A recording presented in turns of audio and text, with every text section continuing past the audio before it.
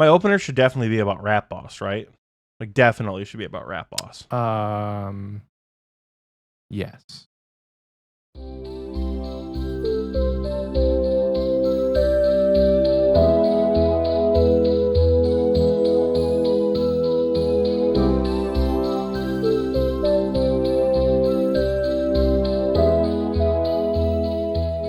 Hello, and welcome back to Xpwaste, where we know that friends, romantic relationships, and life itself are temporary, but Rat Boss is forever. Hi, I'm Oxie. And I am Michael.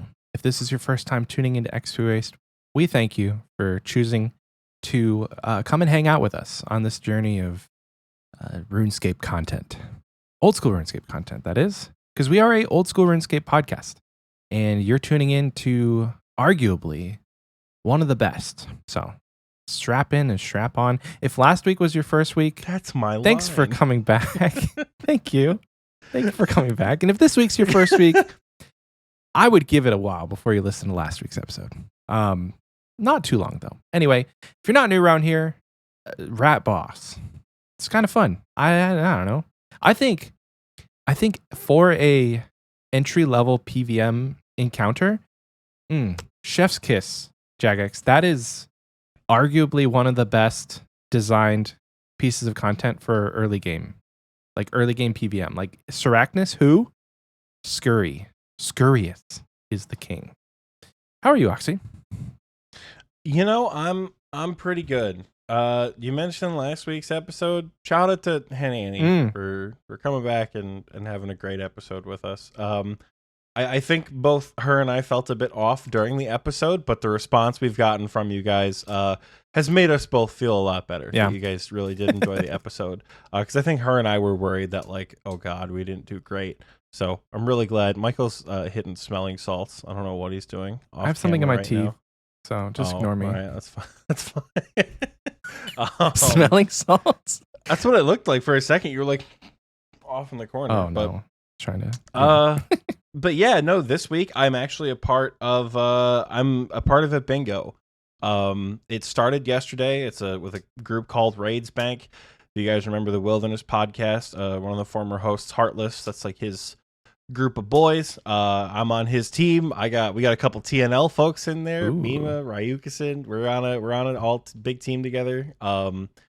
And it's going to be a lot of fun. It's not a home team bingo, so I'm not going to be like degenning it like crazy. And by the time this episode comes out, the bingo ends in like a day. But I'm having fun with it so far. I'm currently AFKing elves for the enhanced crystal teleport seed because that tile sucks, and I'm not going to be able to do anything super active while I record. So hopefully we get that one done. But other than that, I have been mining. This is the first episode in several weeks where I will not get a mining level on the episode. I'm currently sitting at 124k away from 95 mining. Bro, getting up there, dude. I finally rallied to 95 mining, not 94 mining. You said 95. But did I say 95? You did. I don't know. Words are hard. But I've rallied some of the troops here and there. We've taught a little bit of VM, which is funny because I'm not that good at VM. I know how to do E-girl roll, and I know how to do like A roll, but I've had to learn how to do the B and C roll where you like run north or whatever. So we're getting better at VM, though the XP rates are definitely improved when you have a lot of people who know what they're doing and not one guy who thinks he knows what he's doing trying to explain to people who don't. That was me, because I'm not good at VM. I'm a VM E-girl. I am, for someone who does, like, has the history of doing the content that I have done, I've killed every boss in this game more than once, right? Which, like, you know, it is something of an achievement, I guess. I am a pillow princess when it comes to combat in this game. I want to be E-girl at Theater of Blood. I want to be melee hand at Chambers of Zarek. If we don't have to run Insanity, that's fine. I won't run Insanity, but like, I don't do Upset Stomach. I don't do, what's the other really shitty one that I don't like? There's another Mind the Gap. I don't like Mind the Gap. Not because I can't handle it, because I don't want to pay attention with Mind the Gap turned on. I'm a pillow princess in PvM. I think you mean Passenger Princess. Nope, Pillow Princess. And if trust me, I know what it means, and I think it's correct. Don't think and it's it's correct. in VM too. It's Nope. in. I'm just gonna lay back and let somebody else do all the work and have a good fucking time. That is me when doing VM too. I think E-Girl is my favorite role, but yeah, we're getting close to mining. People are telling me to not set a max date. People are telling me to like actually not, just focus on mining because I'm going to hate myself. And they're probably right, but honestly, if I get this done, it feels like this is going to be truly the biggest holdback. Like I've said it once, I'll say it again. If I can get this dog shit skill out of the way, I don't think we're going to run into an issue.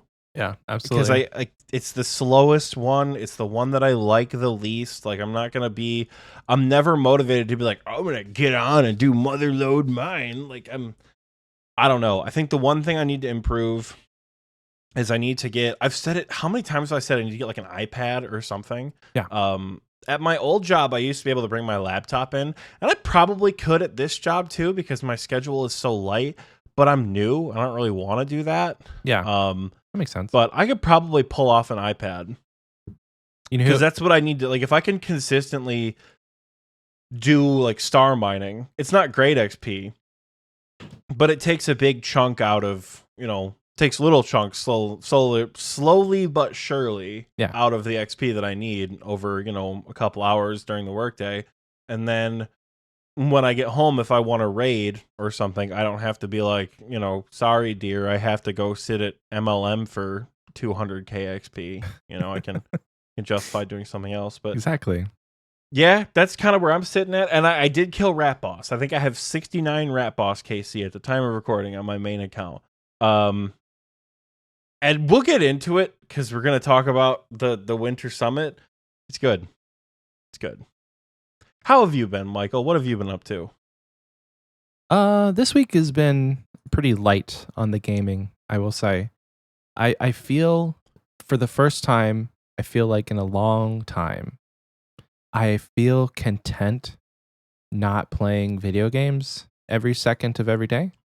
And I'm partially equating that to like League's burnout, and then also just wanting to play games less. Mm-hmm.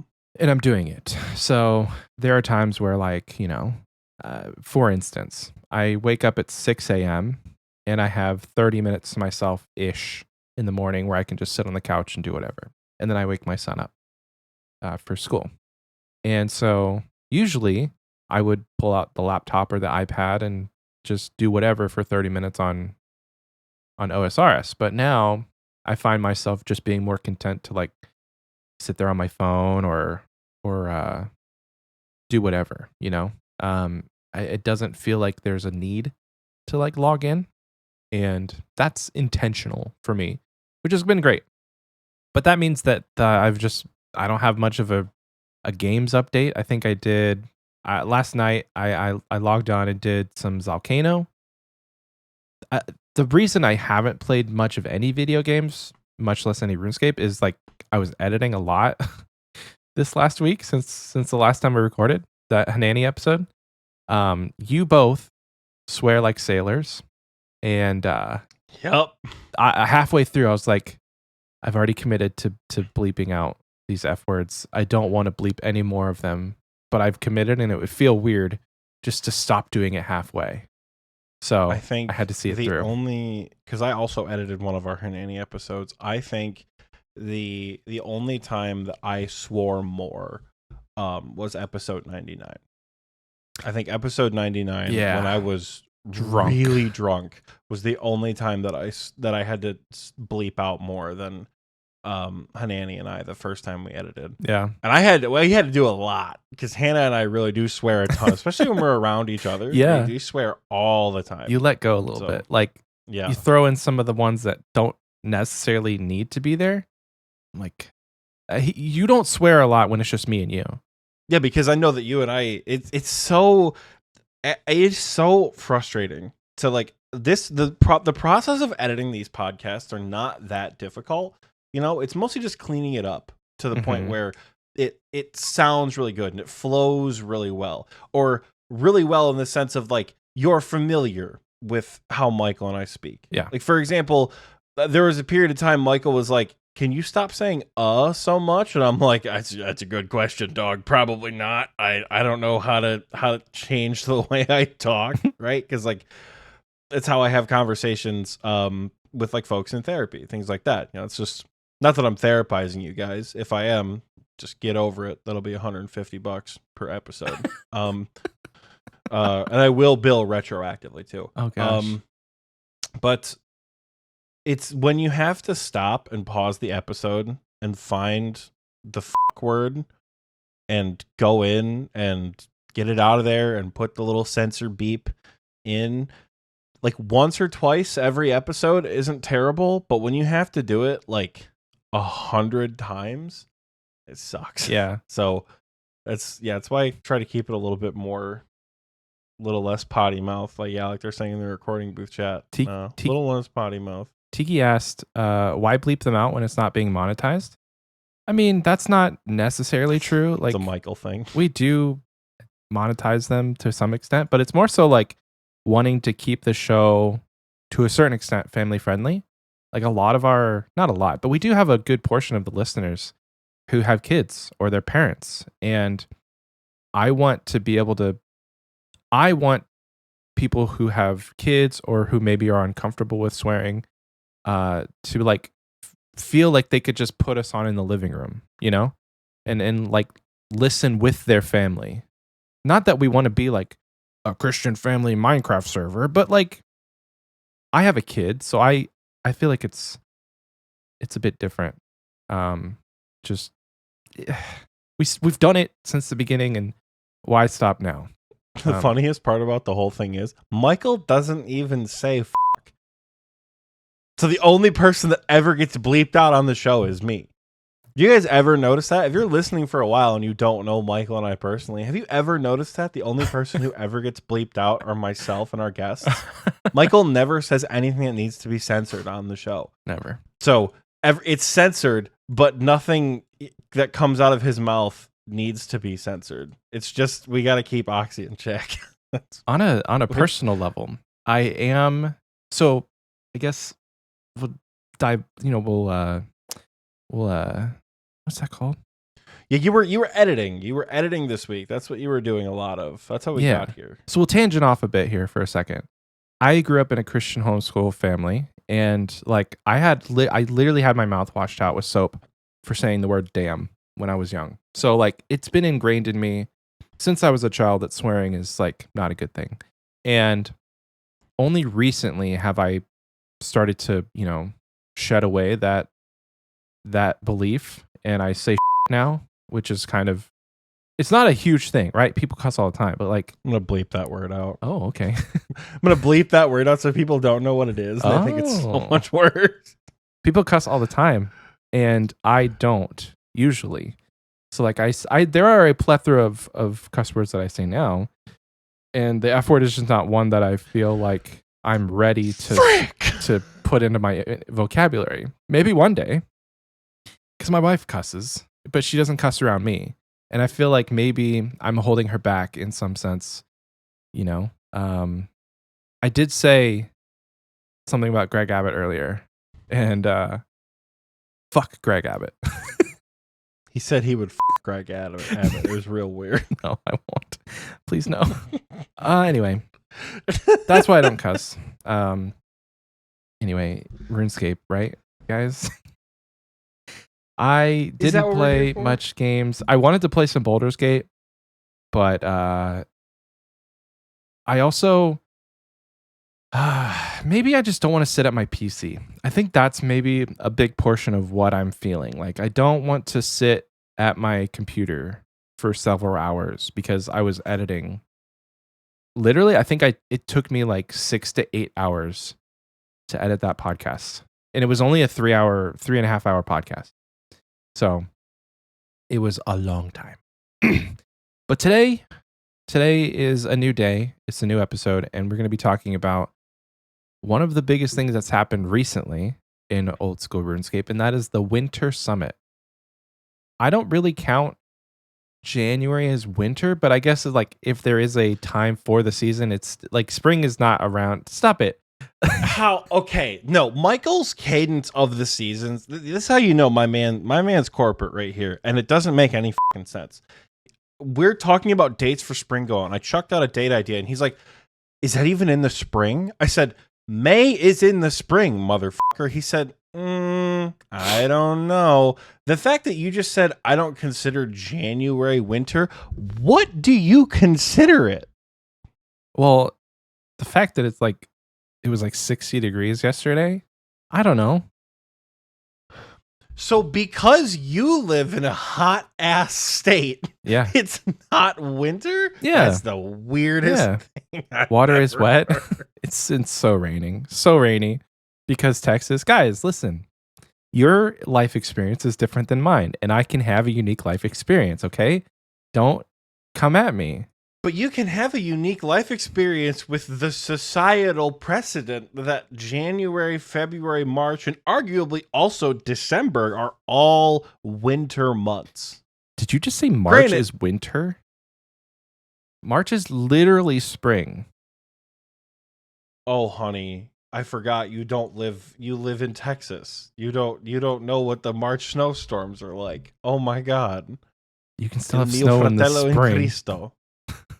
Well, okay, the end of March. Yeah, it doesn't snow in the spring. You don't know what the April snowstorms are like. I see Chaos Cleric typing in the chat. He knows exactly what I'm talking about right now because he and I live in the same state.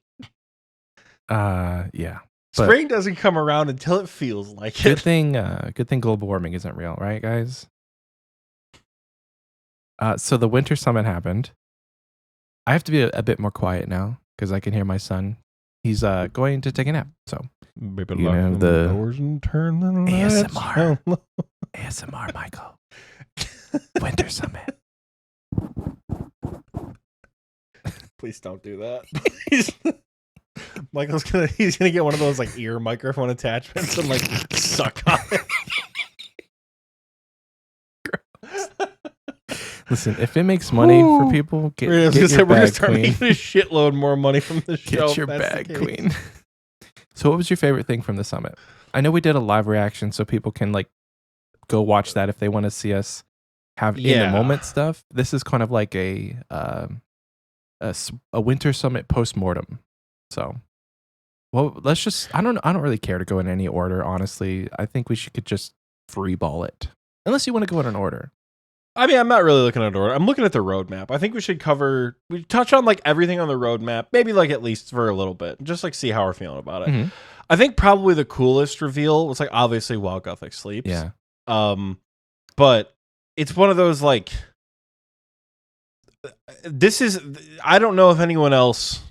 Fear Garden says spend at least 20 minutes on Dead Man mode. I swear to God, the Winter Summit was so long this time around.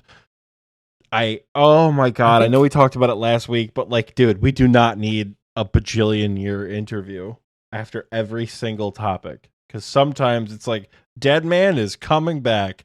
We promise it's not going to be broken this time. Awesome. We'll let you cook. So I think and I may be wrong about this, but I think I'm right. I think the only reason that you had an issue with the length is because you had a date. Like you had somewhere to be. So like you have places to be. If you didn't have anywhere to go, I think you would have been like, that was the best summit ever. All the content, like there was that like added outside element that was really giving a lot of pressure. I don't agree with that because even while we were watching the Varlamore stuff, I remember like I think I said, and Tiki also said about in the chat, like, bro, we've known Varlamore's been coming for like 8 months. Like, can we wrap this section up? Yeah. Like all the stuff you guys are talking about, the stuff that we already know is going to be there. And I think this is it definitely applies to While Gothic Sleeps, and I think it kind of applies to the summit a little bit more broadly. None of it really felt like a big surprise. None of it, I was like, oh shit. Yeah. Like none of it I feel really like. I feel that. I think it's because we maybe knew that While Guthix Sleeps was coming, or we at least suspected While Guthix Sleeps was coming, right? Like, they have set it up so well over the last couple of months. You know, they gave us Desert Treasure 2, which is a continuation of the one branch in the Majra storyline. And then is it Path of Gluffrey that came out with the terror birds? Yes. There's a whole segment at the end of that quest where the weird Hazelmere dwarf is like, oh shit, I have a vision of 9 people going to fight a great deity and most of them are gonna die. Wonder what that's all about. And that's While Guthix Sleeps. Oh. Like, they've already put it in the game. I didn't know that. Right? That's cool. They've already referenced it in canon in Old School. And then you have people like, you know, Tiki runs the Clue Hunter community. So the people who found like you know, the cards you can throw at people, the Yu-Gi-Oh cards. Mm-hmm. I'm pretty sure his group was a part of that, right? His group may have been the ones that solved it. So when you have people who are in that sect of the community who are like, oh yeah, the story beats point to the direction of this quest coming out, and it's out in the wild for months, and then they announce like, big surprise, guys, it's coming your way. It just doesn't. It's not that it's not exciting. This quest is going to be absolutely bussin'. I am very excited of the story because, you know, I love the story in this game. Mod Ed is going to cook up something beautiful for us. The combat, I don't know how they're going to do the boss combat after that. You released 4 of the single most difficult solo encounter quest bosses and then capped it off with a final boss fight that had me mauling. And we had to fight the assassin like 5 times. I don't know how you top combat in While Guthix Sleeps. No, I never did it in RS3. So I don't actually know the story. I don't know about Lucian. I don't know most of the stuff that is going to be involved in the quest. I don't know what combat is involved. We know Tormented Demons are coming. Issue with Tormented Demons is they're basically demonic gorillas that dropped dragon claws. Yeah. So the question is, what do they do with claws? Do they move claws to the Tormented Demon table? Which I don't know if they should or shouldn't. I just feel like the general sentiment for me with this summit was everything they talked about wasn't new. None of it. They gave us dates for stuff, which, like, cool. The only stuff that would have been relatively new was the Wilderness Update Part 2 stuff, where they add the new multi-combat hotspot. But they stuck it in there with Deadman mode. And everyone was like, okay. I think that's like the community's reaction at this point to Deadman is like, cool. Like, I'm just looking back also at the Summer Summit page, right? The Chambers of Zarek changes were brand new. The Path of Gluffrey was brand new. They announced a brand new format for Deadman mode off the rip. And they got that out of the way. They got the PvP out of the way immediately. They announced a new expansion to woodcutting, a forestry thing. Halloween event, whatever. Who cares? They announced a new league. People were shitting themselves that they're doing Trailblazer again. Mid-level PVM update. They kind of briefly touched on what they wanted to do, and then they said, by the way, Varlamore is officially coming to Old School RuneScape. And like, holy shit. Even looking at the Winter Summit last year, they said they did all the announcements, and they said, here's this brand spanking new quest that none of you were expecting. The general public was not expecting. Yeah. And there's a new prayer book. Right, because it was Old School's first new Blink. Yeah. Tiki says, I was expecting it. I don't mean you. You are in the Clue Hunter community. He did say the general Tiki. Public. That's why I specify the general public. Like, it's like the people who are looking for this shit obviously know about it, but like, I think it was DT2 came as a big surprise to, at least to me. I feel like a lot of folks I talked to were not expecting a Desert Treasure 2 sequel. In Old School. I don't know. I just think the Winter Summit was cool, but I wasn't as like blown away this time because I feel like I knew what everything was gonna be. Yeah. You know? Going back to your point about combat in While Guthix Sleeps. Yeah, While Guthix Sleeps still probably the highlight of the summit. Yeah. I'm not gonna lie. It was a great trailer. It was really good. yeah, even though we probably could have guessed it was coming without the actual summit, to your point that like how do you top Desert Treasure 2? I think it sets a dangerous precedent that every quest, no matter what, has to top the last one. Mm-hmm. So While Gothic Sleeps could just be a great Grandmaster quest while leaving Desert Treasure 2 as a hard and difficult PVM encounter Grandmaster quest. Like While Gothic Sleeps could be more focused on the story and have some difficult PVM. But Yeah. I'm interested to see what the rewards will be. If it's not Dragon Claws, which would be very interesting if it is, what is it?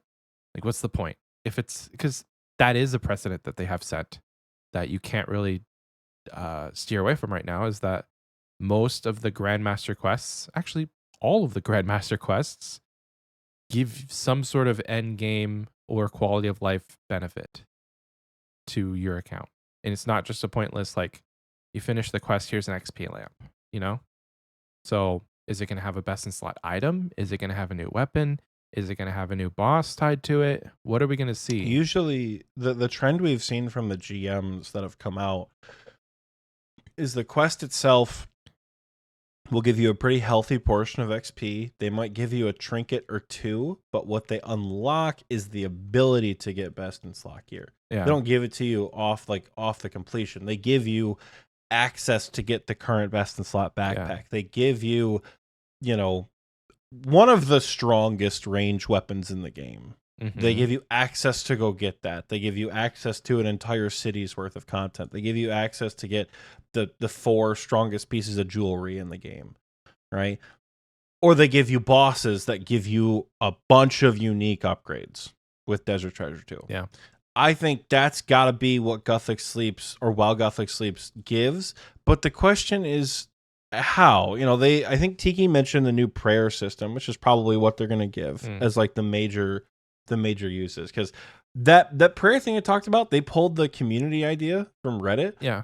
That's pretty cool. I remember looking at that and going like, that's unique. The God alignment prayers, Yeah, because this would be what the first one, and then any other quests that can relate to a god, you would then unlock another piece of it.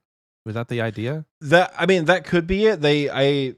There's definitely room for them to give like Desert Treasure 2 the Zarosian ones. But honestly, if they're the low hanging fruit is to give us Zamorak, Saradomin, and Gothics right off the rip. So I think what I'm interested to see, because you definitely, the only one who really is kind of left out is Armadil.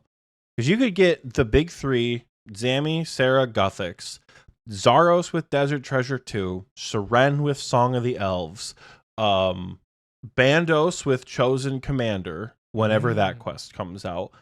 And then Armadil's the one that's left behind. So maybe Armadil can be the brand new OSRS God Wars Dungeon story quest that I've been asking for. That'd be cool.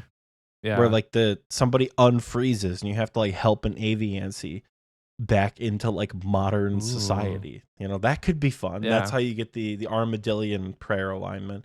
Another cool thing they could add with these god alignments, particularly with the 5 that relate to the God Wars dungeon, is how those prayers interact. Like maybe if you're Saradomin aligned, you don't need to wear Saradomin gear to the God Wars dungeon, because that's your god alignment is Saradomin. And they just like, you have an aura that they see, not that you're wearing a piece of clothing. Not that there's like a visible whatever. No, You're not like glimmering with light or anything weird like that. But like when you're attuned to a certain god's alignment, those enemies in the God Wars dungeon will no longer attack you. That'd be cool. That'd be really But you cool. can still go fight the bosses. I think that'd be pretty cool. They call you traitor. That'd be sick. Yeah, well, that could be. Yeah, because you have to get kill count, right? And it's just sort of like it frees up a couple like niche spots. Like it allows you to take, not worry about like grabbing the extra inventory space to carry a Saradomin item or a Zamorak item. It allows you to. We don't take Armadil. It's not best in slot anymore to go kill Kriara. So you don't have to worry about like an armadillo item if that's your thing. I mean, with some bosses you use keys. I just think it's a neat little bonus that could be involved. And just walking around in the room would make it less stressful. I guess it's not really stressful. Yeah, it'd be really good. It'd be really good for ecumenical keys. Yeah. Oh yeah, going down because you would go with the armadillo alignment, and you would just take like a priest robe, a Zamorak monk top robe, and then like a war blessing with your blowpipe and your range cape, and then you don't have to worry about the armadillo item. I like as that. an example. I like that. That could be cool. And then it adds a fun little addition for them to add. Yeah, it adds more content to past quests or future quests. Like they could have another elf quest that explores a new conflict. It doesn't have to be like Song of the Elves doesn't have to be the penultimate. They could explore a new penultimate is semi-final, so it would be ultimate. Sorry, it wouldn't have to be the ultimate, the end game of that storyline. Wouldn't have to be the Avengers end game of elves. Could just be no, I guess. Okay. I think if they're going with the elves, they have to start something totally new. Like, this is entirely tangential to Wild Gothic Sleeves, but I think if they wanted to explore the elves again for a quest line, we have to start a new conflict, and it has to be meaningful enough where Song of the Elves is a prerequisite. Because that's a big ask. Unlike a Kingdom Divided, Song of the Elves is a big ask for a prerequisite. A prereq meaning you would just need to have, like, you would have to have relationships with elves in Prifddinas for it to make sense. If there's going to be an elven conflict, it doesn't make sense for you to be in Letia before the Prifddinas conflict. Yeah. From like a story beat standpoint, to get involved with a different elven conflict, like it just seems really disjointed and kind of like poorly grafted into the story. Yeah. But if it's after Prifddinas, and maybe it's like a Game of Thrones like political intrigue, the houses are, in dismay for whatever reason, and we get the story behind a whole new house. Like maybe we get the Cadron house instead of the Ironworth house being evil or something like that. There's lots of different ways we could go with the elves, I'm sure. But I think the barrier to continuing the elf story is Song of the Elves. Well, I think it would be really interesting to have a Grandmaster quest be the requirement for a fetch quest, and then you're building. Like you plateaued with Song of the Elves, and then you're building another layer, but you have to have that foundation layer there, and then that fetch quest that comes with Song of the Elves as the requirement builds to another conflict that is eventually resolved in another Grandmaster quest. Because that's good storytelling. It is good storytelling. I think it works better for like a movie or like that's a smaller what I'm thinking scale. of. That's what I'm thinking of. Because because if you think about it, right, the idea of a plague ravaging half of a city that turns out to be fake, and there's a mad king, that's a really good story beat. Yeah, that lays the foundation for what was until last summer the hardest quest in the game. Yeah, right, and that's really good to build on that. But once you take Song of the Elves, once you take Dragon Slayer 2 or Monkey Madness 2, once you take these quests and make them requirements to build on another story, we inch eerily close to like World Guardian territory. Yeah, we inch like very, very D&D close. Characters. Exactly. We inch very close to, we're no longer just some guy who got asked to do one small favor. We're the guy. Yeah. We're the one who the whole world is relying on. And I don't think they want to take it in that direction. So that's why I'd be a little concerned. I think they could do some like they could probably flesh out the characters in Prifddinas with some like fetch quest or something like that.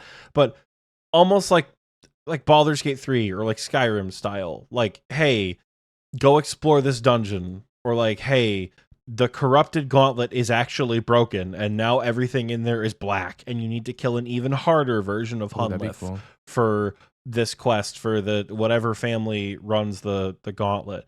And then you get like background on all whatever. Make them like a mini quest or something. Bro. Like you could flesh out the area a lot without setting up another Grandmaster quest. But I also think Prif can stand on its own without all of that. Yeah. I think there's enough in Prif. I think Prif was built up enough where we don't need that, but that's a direction they could take. Yeah. You know? I want to see more mini quests. I think you likening it back to like just a standard RPG game.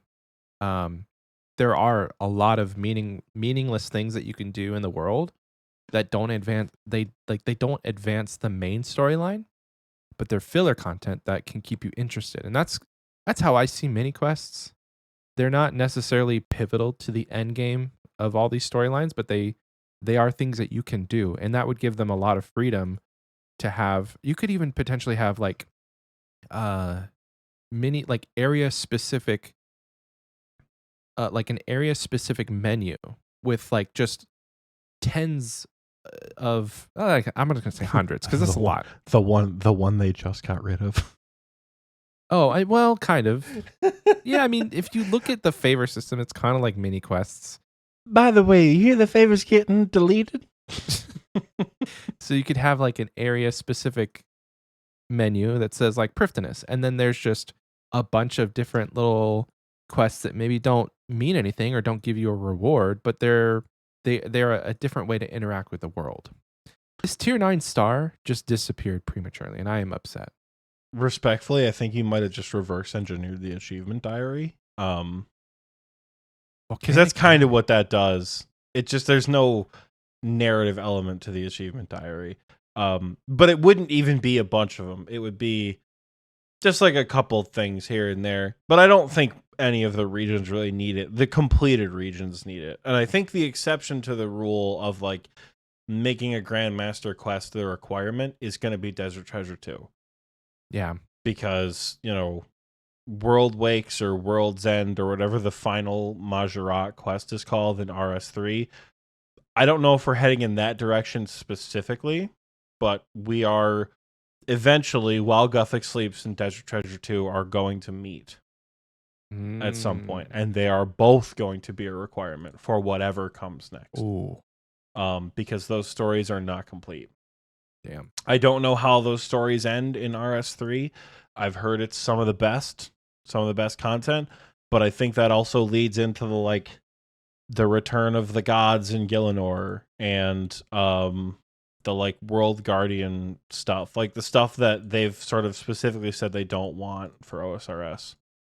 So who knows? Ritual of the Majorat, that's what it's called. Thank you, Tiki. Tiki in the recording booth is our fact checker here. Mini quest means he won't lose his quest cape. I don't really care about my quest cape, to be honest with you. It's kind of dead content after you get to a certain level in the game, as far as like usefulness. Stature wise, it's cool to say that you have it, and I definitely want to get it on my Iron Man, but I still want them to make a Grandmaster quest cape. I think that would be a nice addition to the game. I think the quest cape is becoming cooler and cooler with all these quests that come out. Like the quest cape is becoming much more of an achievement. Yeah. You know, it used to just be like, oh, you safe spotted Gluff? Congratulations. Yeah. You have a quest cape. It's really not like, most of the quests are not that hard. Even now, like Desert Treasure 2, like, good on you. Good on you. You know, if you're learning to do these quests, specifically like without a community or without a group of people who can like teach you how to do them, this shit's hard. I got my quest cape when I think Monkey Madness was the hardest quest. Monkey Madness 2 was like the end game quest. That's when I got my quest cape.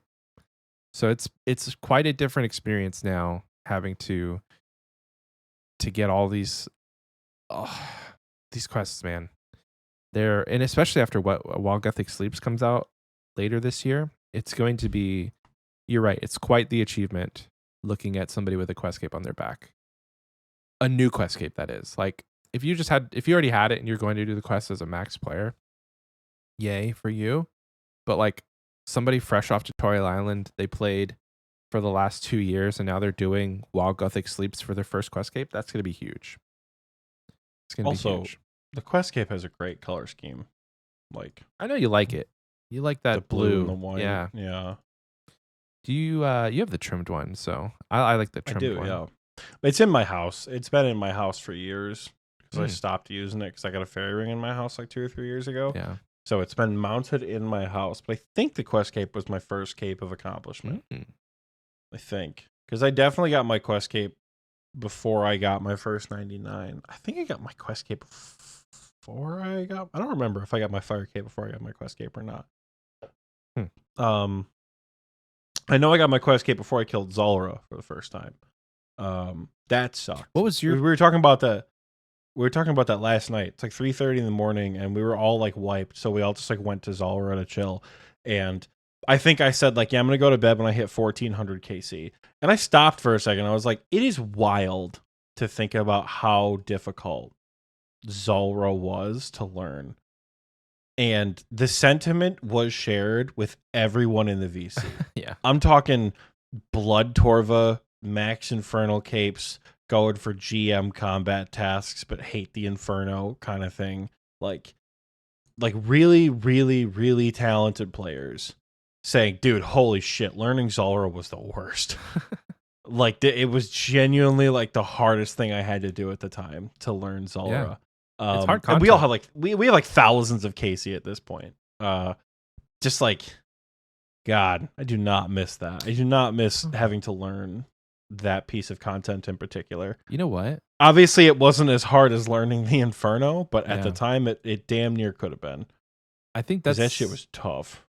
I don't know about the Inferno. Anyway, maybe this year. You know what? Last night I was sitting there and I was like, what could I do? I was like, do I want to just like sneakily go into the Inferno and start trying to solve waves? No, I'll go to Volcano. What you're talking about with trying to learn Zulrah and like that being the hardest content, that is actually a buttery smooth transition that I don't know that you were setting up. But the other piece of content that setting it up on purpose. Of course I was. Awesome. Yeah. Rat Boss. Let's Rat Boss. let's talk about our Rat new Boss. favorite little Rat guy. Boss. Yeah, I gave it some Oh. kudos in the beginning, and I definitely want to like give it more kudos because as a PVM encounter, it doesn't feel cringe, to say the least. Of like when you're thinking about we're gonna make What does a a low cringe PVM encounter feel like? Well, it had the opportunity to be cringe, you know? Like you want to give new players a PVM encounter. It could have been like stupid easy and teach them nothing. And that's what makes it cringe. But like they actually made a low level PVM encounter that can set you up really well for like end game mechanics. Like you're learning prayer switches, you're learning how to move, you're learning how to deal with ads, you know, mobs, whatever you call them. It's really good and it's not punishing. I'm doing it on my Iron Man, and like, yeah, I'm going through a bunch of food because I'm being lazy and I'm not switching prayers. So it's kind of punishing. No, I'm being lazy and I'm not. If you're not reacting, I it's just- punishing. Yeah, it's not punishing though. I'm getting hit like 8s, so it feels like chip damage. But if I was actually doing the content, I probably could do it with minimal supplies. I was just say, yeah, 8 damage from 99 hit points versus 8 damage from 72 hit points is a little bit more substantial. Yeah. I really enjoy Rat Boss. I've been rocking up with Scythe to Rat Boss, You're and I'm having a insane, dude. blast, dude. I am having Insane. like Rat Boss. I did 69 KC. I did like I think I got 25, 26 kills in my first private instance. Because I didn't know what to take, so I took like a special attack weapon, some super combats, a stamina pot, maybe like 12 prayer pots and 12 combo eats or whatever. Turns out it's just super combat and prayer pots. Once you get to the like, I'm taking Torva point, just bring prayer pots and super combats. You'll be fine. Yeah. But I genuinely enjoyed fighting the boss. Maybe it's because it's a power trip because it doesn't hit that hard and it only has like 500 HP and it's weak to everything. My Scythe was hitting 90s. Are you kidding me? I don't know. Does it give boosted XP? Can anyone answer either in the recording booth chat or in the Xpwaste chat on Discord when this episode comes out if Scurious gives boosted combat XP? Because I don't think I've ever hit a 90 with my Scythe in the main game. Wow. And I was doing that consistently. And I think the predicted hit might be off if it gives boosted XP. So that's what I want to. I'm curious about that. If you guys could enlighten me a little bit on how that works with Rat Boss. If I had to guess, I think it does, because there's no way like you're getting 170k an hour with a rune bone mace. You're not getting 170k an hour. There were some people posting like their XP rates, and it was up there. Like it was pretty. I good. with a scythe, I was getting 150k. Oh, okay. Strength. Well, still. So I would bet it's probably like, if you're truly playing as a mid-game player, you're probably getting 120k an hour, maybe less, because you figure it's just not like if you've got the like truly like a mid-game comfort level and mid-game skill set, which is fine. It'll improve. My favorite part about Rat Boss is the attacks. I know it's very simple because there's not much that it does, but the fact that it sends out range and mage attacks that are blue and green that you can react to while they are in the air. What other boss does that, Michael? Zebek does that. Some of the raids bosses do that. Verzik does that. Oh, Verzik does that. That is, I saw that. I'm like, holy shit. They actually gave Rat Boss a Verzik mechanic. Nice. I was joking that like I think they should have made it so that if you stand next to Scurious, he hits you for like a 70. So you really get used to Verzik P3, but it's obviously not the same comparison because making a mistake at Verzik and making a mistake at Scurious is not going to equal the same amount of damage or the same amount of detriment to the people that you're with. Right. But it teaches you early to react to prayer. I still think if there's one thing I wish Rat Boss would have had, I wish it would have hit through prayer.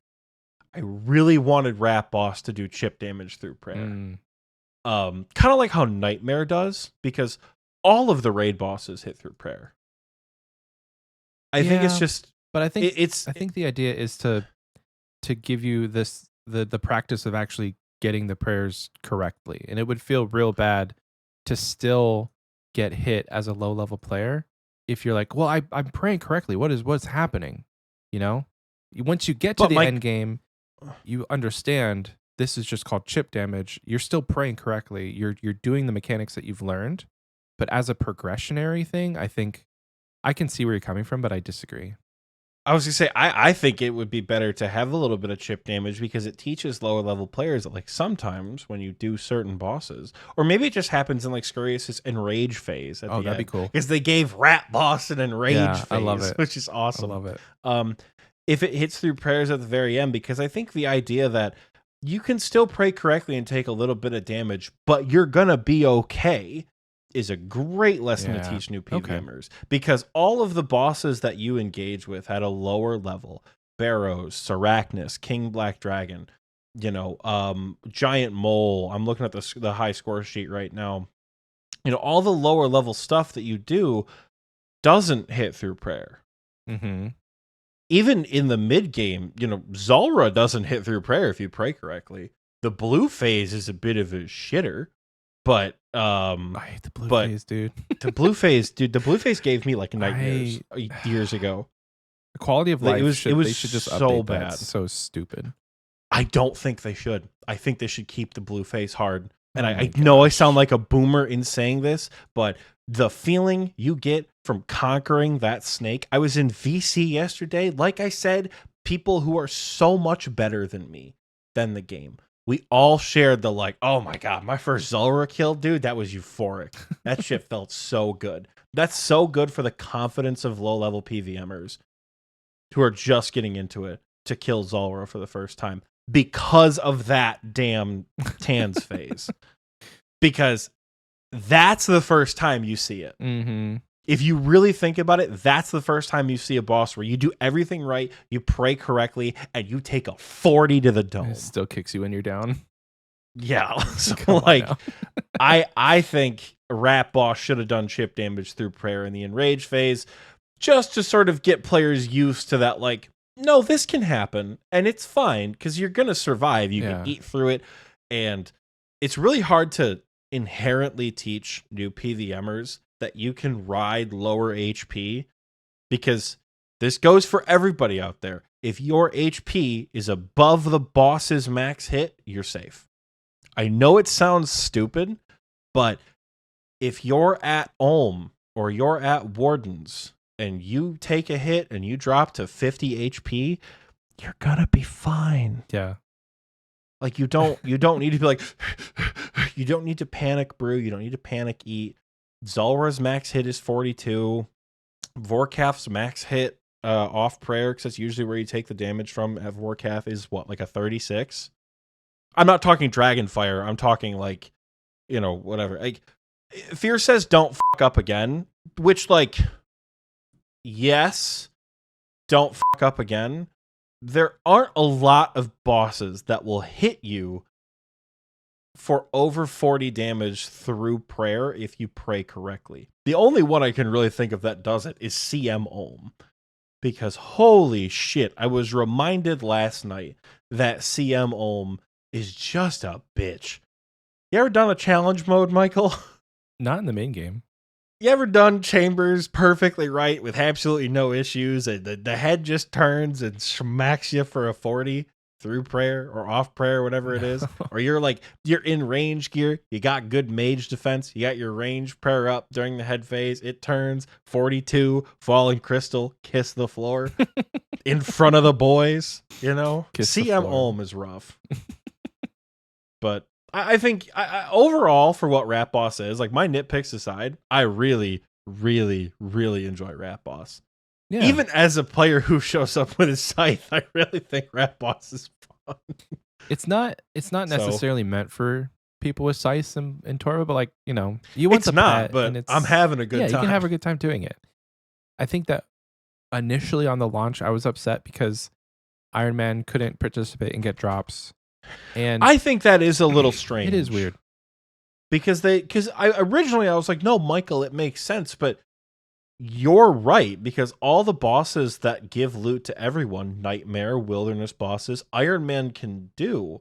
The bosses they can't do are where only one person gets a drop, like Corp and God Wars. So why, when everyone gets loot at Scurious, do Iron Man not get loot at Scurious? Right. Because it's not like Scurious drops anything that's particularly useful for Iron Man. You're there for combat XP. Yeah.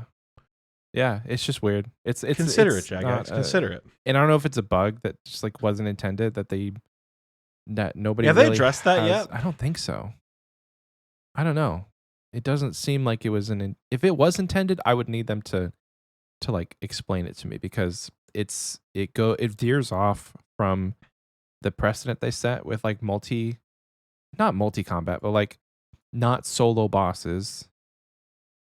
God Wars is a different thing. You know what the weird part is? It doesn't give you loot, but it gives you kill count. That is weird. Because I went on my group Iron Man in a public world, because like I have a Dragon Scimitar. I can't do it. I wasn't going to do a private instance for a boss I'd never seen before, because I went on my groupie first.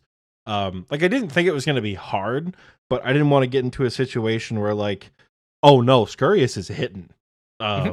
So I just brought it to the mass world or whatever it was. I brought it to like 514, killed it with a couple of people, and I got kill count but no loot twice. And I'm like, that's weird. Tiki says you shouldn't even be able to enter the arena as an Iron Man if it doesn't give you loot. I entirely agree. Not just because Iron Man, am I right? It's because like it just doesn't make sense. Why are you farming KC for a boss that doesn't have a mercy roll drop? Yeah.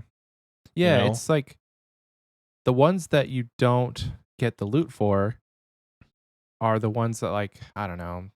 Yeah, it's just weird. I hope another weird. It doesn't inform you as an Iron Man either that you're not going to get loot. Like if you go to attack KQ and someone else is killing it with you, like it'll say, yeah, you're like the red X will pop up. It'll say you're an Iron Man. You don't get loot. It doesn't do that with Scurious. Makes me think it's a bug. I think the main reward is combat XP, so I think they made it so that like Iron Men still get the XP, right? But if that's what you're there. You would want the spine. I mean, you would want a chance at getting the spine, because the spine is the upgrade to make Scurious better. Dude, the spines give you like 5k XP lamps if you turn them into that guy. Yeah. Yeah, so which is actually pretty nutty. Did you know? Just to get consistently 5k XP lamps. It's not consistent, but like I think they're common enough that it does add us a little bit of a a little bit of a surprise at the end of the trip if you get a couple extra. But you could easily see someone like Mr. No Sleep dumping a couple inventories of Scurrious Spines It's true. to like get all the XP lamps. Like you could stack those up even for like 99 parties or that's maximum true. parties or like, you know, It's only I combat gotta XP, push for though. this. It's no prayer, which is disappointing. Yeah, usually you're not maxing your account without already being max combat though. But I see where you're at. I see where your head's at. Yeah, you know what I mean. Like you get higher level stats for stuff like that. Did you know? There is prayer? You can get prayer XP from this shit? That's cool. Did you know that when you make Rat boss, best boss in the game, baby. Rat boss, It's dude, just a little Inferno bit who, less. Top who, Rat boss, yeah, best boss. they're saying in it's the game. 3.5k instead of the 5k that you That's get, but that's still it's like pretty a good. pretty decent chunk though. That's a couple of bones at an altar. Yeah. 3.5k. Listen, You get an inventory full of those spines? you- Like that's a pretty decent. You need to just bury every big bone that he drops, and you get the 3.5k. You'll get 99 prayer in no time. Exactly. I don't need 99 on my Iron Man. I just need 70. Did need 70. Did you know that the spine weapons make your attacks against the mobs 1 tick? I did see that. I know they That's so patched the cool. 1 tick splashing. I as much as I think the rat mobs are annoying as shit, I'm so glad they added them. Yeah. I'm so glad they added a crowd control. Like, hey, you're gonna have to deal with little shitters sometimes to bosses or to rat boss. It's really Though cool. God, they are annoying. Because I thought they were like the level 1 ones you find in the Lumbridge Swamp. They're like level 46. Like I've never a not little bit of HP. I've never not one-shotted them though. And I'm going on the Iron Man. Same. I don't know I mean, if they're always if you're one-shot. one-shotting them on the Iron Man, they might just be one-shot opponents. That's why they're 1 tick. Yeah. Because You always always hit 15. max hit them. Oh, sick. Okay, that explains it. Because I was like, I thought I was one-hitting them because I was using a scythe. Maybe they didn't. I didn't realize they were max hit. I wonder if always. a recoil That's cool. would be a good strat then. For the ring of stuff. They really took mechanics from every single boss. They're making you switch rings of recoil. If you get good at swapping rings of recoil before you start Zulrah, your first Zulrah KC is going to be great. Because that also sucks when your recoil breaks and you have snakelings just beating the shit out of you the whole time. Buy a Suffering. If you want to really get into Zulrah, invest 15 mil in a Ring of Suffering, get it imbued, and dump like 100 rings of recoil into it. There will not be a better quality of life for that boss. Maybe a Serp Helm. Maybe a Serp Helm, Serp Helm would be if you sick. forget to anti-venom. But other than that, there is nothing better than Ring of Suffering for Zulrah, if you're learning that. What else are we talking about here, brother? Let's see. So with while Gothic sleeps came Defender of Varrock, a small quest. That's going to be fun. The 2 big items that we really have left, they gave us some dates for sailing, which are cool. You know what? I don't even want to talk about Deadman. I don't even want to talk about Varlamore. The HD update. Yeah, HD. It was like Oh. it was like they built us up so good. They gave us all of this cool imagery. They let us see Dude, some I of was the gameplay. I was gameplay. frothing on I'm the stream. getting I was there. so- Hold on, I'm I getting was there. so excited. They gave us all of this cool imagery. They told us, yeah, we have like custom skyboxes and shadow and dynamic shadows, unlimited render distance. unlimited render Oh my distance, and God. then The textures. Oh. they said C++ client only, no Rune Light. Come on. I get it. But Paul Mohadib says his name is Mohadib in parentheses. It's Paul. That's not even his real name. He says official plugin hub coming soon. I think this opens up a conversation of at what point is Jagex going to really start to bring in the RuneLight QOL to the Soon. official They client. have to soon. Well, I don't even know if they have to soon, but I think at some point with this HD update, the conversation has been started for a while, probably since the 117 debacle, I would think. and which I really appreciate Sween coming on the summit and being like, yeah, we really butchered that. That was really bad. That was such bad PR a couple years ago. Do you remember that? Yeah. The man worked for years on this plugin. He released it, and Jagex like sent him a cease and desist. Like they were so That's so pissed. bad, it was dude. such a bad look. Such a bad And look on Jagex. It wasn't even a surprise to them. He had been posting updates. Dude, he for was so years. active on Twitter for Yeah. so long. It's He not like like it was literally a disappeared secret. after he released that client Not a or secret. released that plugin.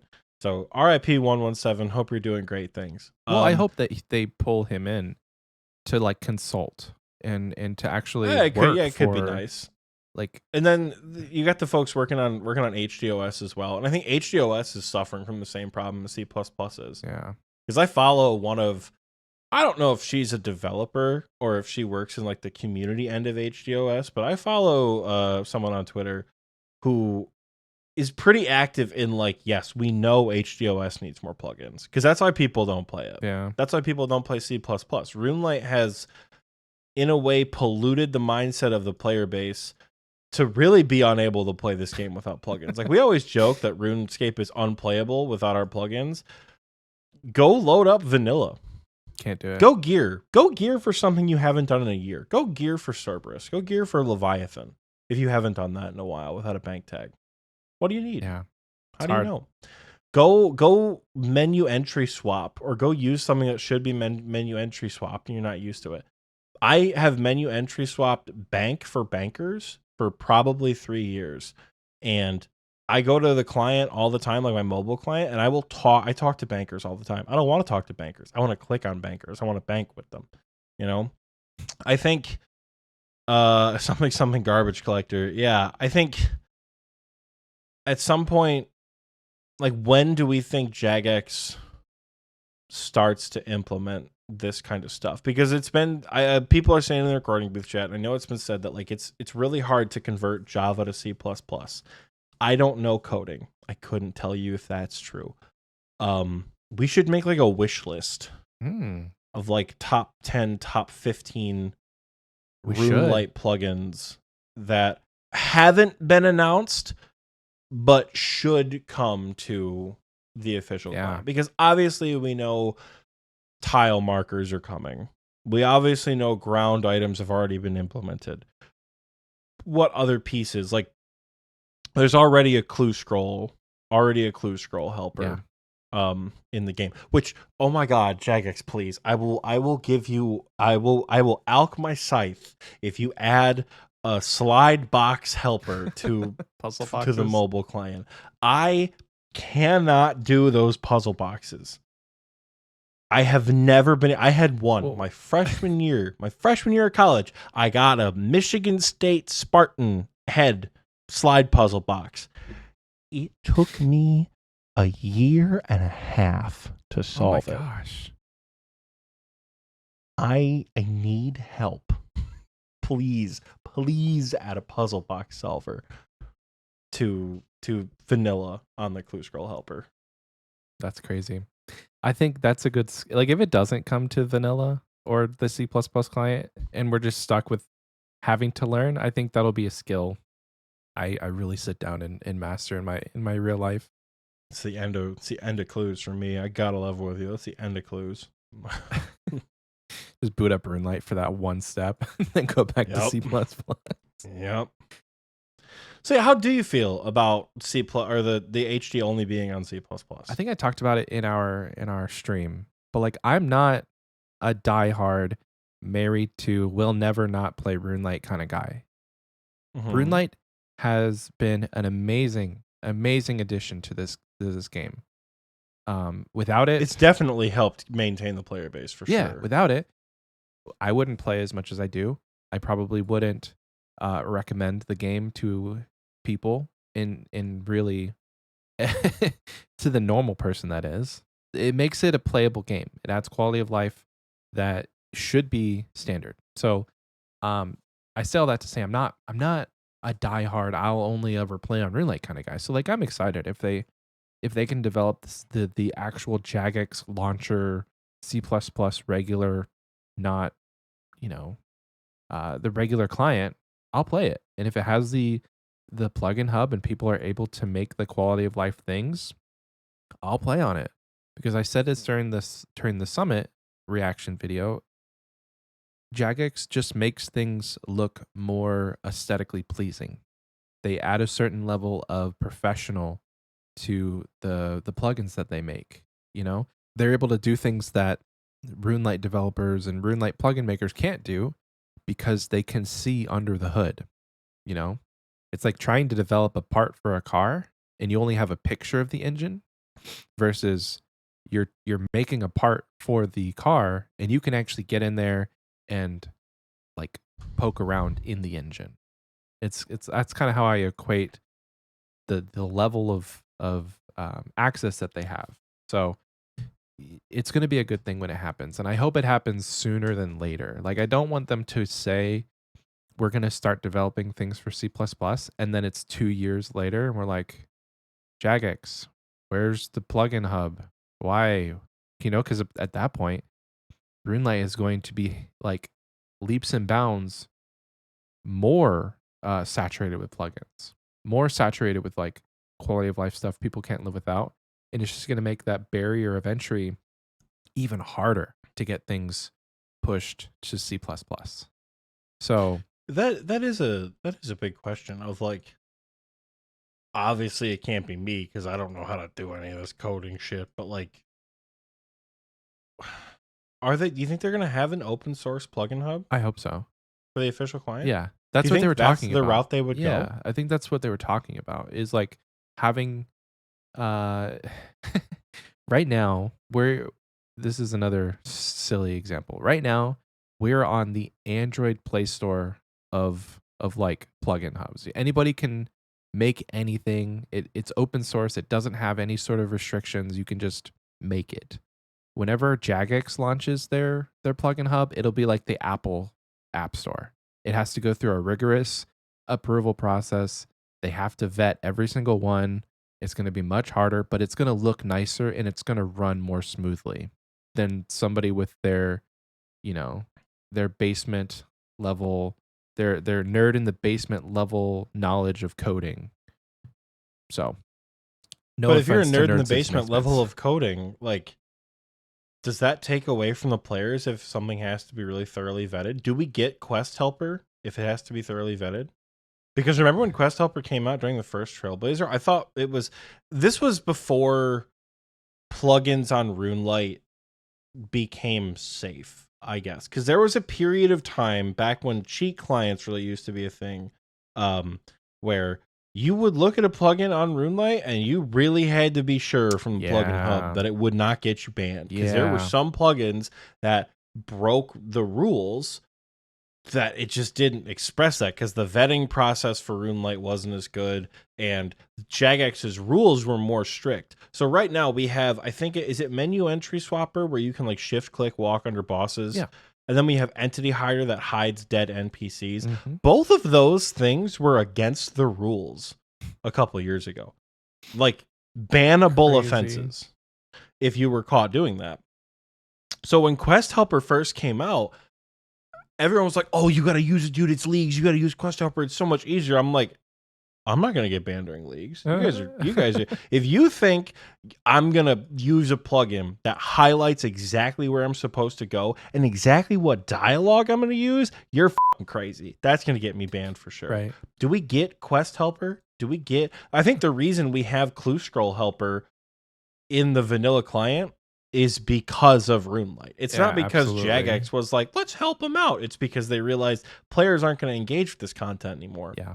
If we don't have a way to help them. Yeah, absolutely. So I think that's the question. If it's an official client that needs to be thoroughly vetted, do we lose content? I don't think so. And then because obviously do they have like a limited amount of plugins they can have? Do we lose the TOB mistake tracker? Do we lose the TOA mistake tracker? Because like they don't serve a purpose, but they're just fun. You know, if you're how can I say Jug's looking a little light there, brother, if I don't have the mistake tracker turned on? You know? Well, I think like I think that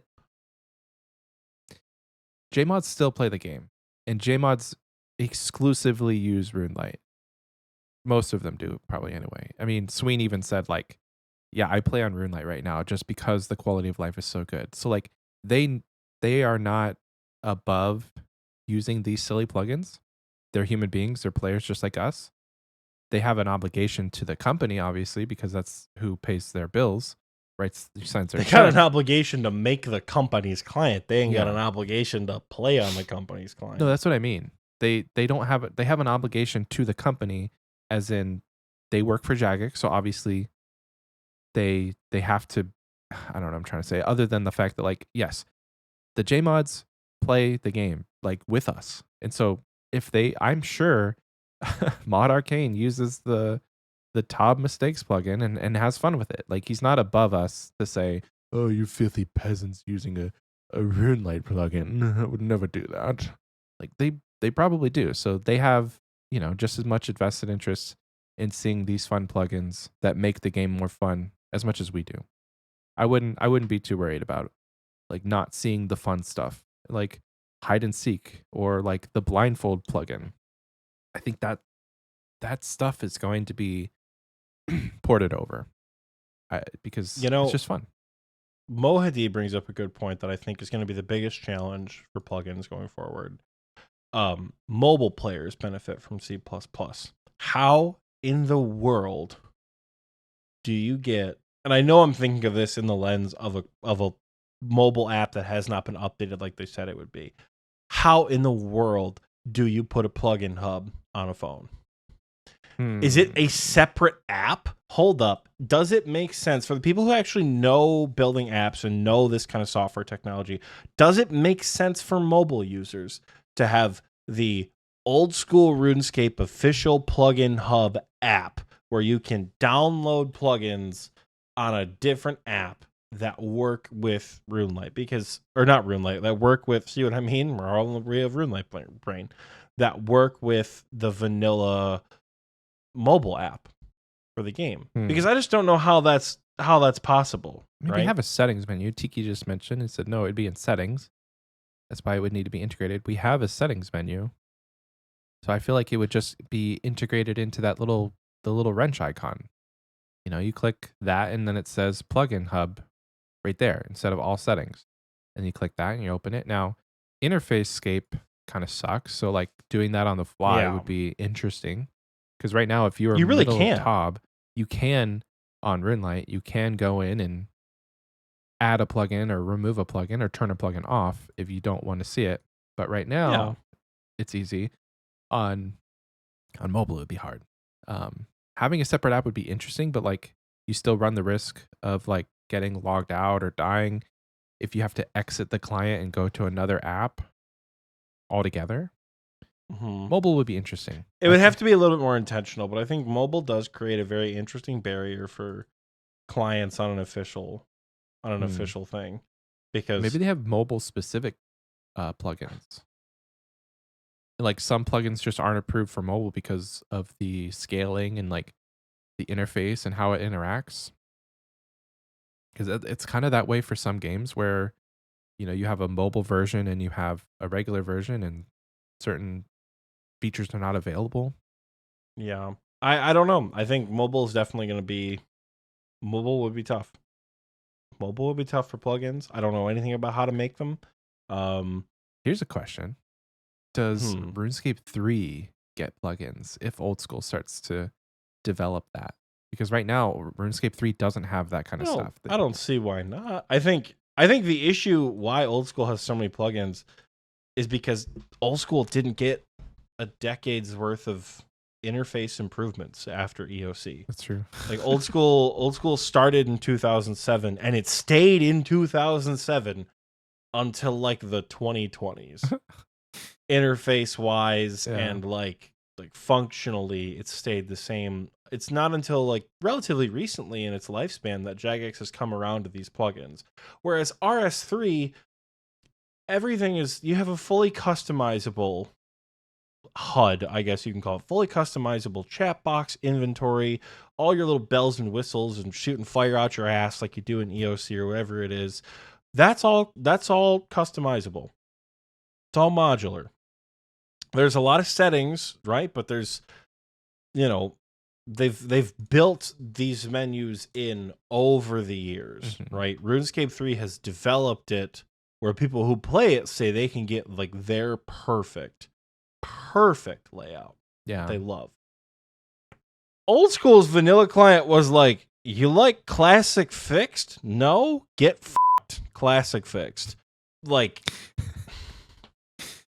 you know, like it doesn't, it's not a browser game anymore. And it's not until the last couple of years that Jagex has said, yeah, you're right. It's not a browser game anymore. We should make some changes. And they've made great changes. I think they need to take it further. Like, being able to open skills menus in combat now. Oh, beautiful. Beautiful. Let's do that for achievement diaries and quests and combat diaries and collection logs. Everything. There should be no reason that we need to stop activities to look at what we need to accomplish, because I've done it. You've done it. Everybody at home listening has done it. If you're mad AFKing, you're looking at shit you need to do. You're looking at your achievement diary. You're looking at your collection log. You're looking at your combat diary. You're doing something. And if you're not doing it on the app, you're doing it on the wiki. So why should it stop? Why should it stop your action, right? We should go a step further and make it to where you have a chat box compatible menu. Like if I want to open up the Herblore menu, make it open up in the chat box so that I can just scroll through it and not like lose half of my screen. I mean, you can because I technically opened do up. that. You can like resize. Like I'll share my screen. You can't resize, right can now. Yeah, dude. I'll share my screen right now, so you How can do you you can see. How do you resize? I've got the Herblore menu pulled up right here. You can adjust the size of it. I mean, obviously, it's not going to go. Hold on. Like, What so did I'm adjusting. How did you open that? I clicked on. Mine looks different. Did I do something different? Yours is the old scroll, isn't it? Yeah. How did you get Go the into new one? settings. Go into settings and type skill. Oh, dude. Enable new style skill. Why is that a toggle?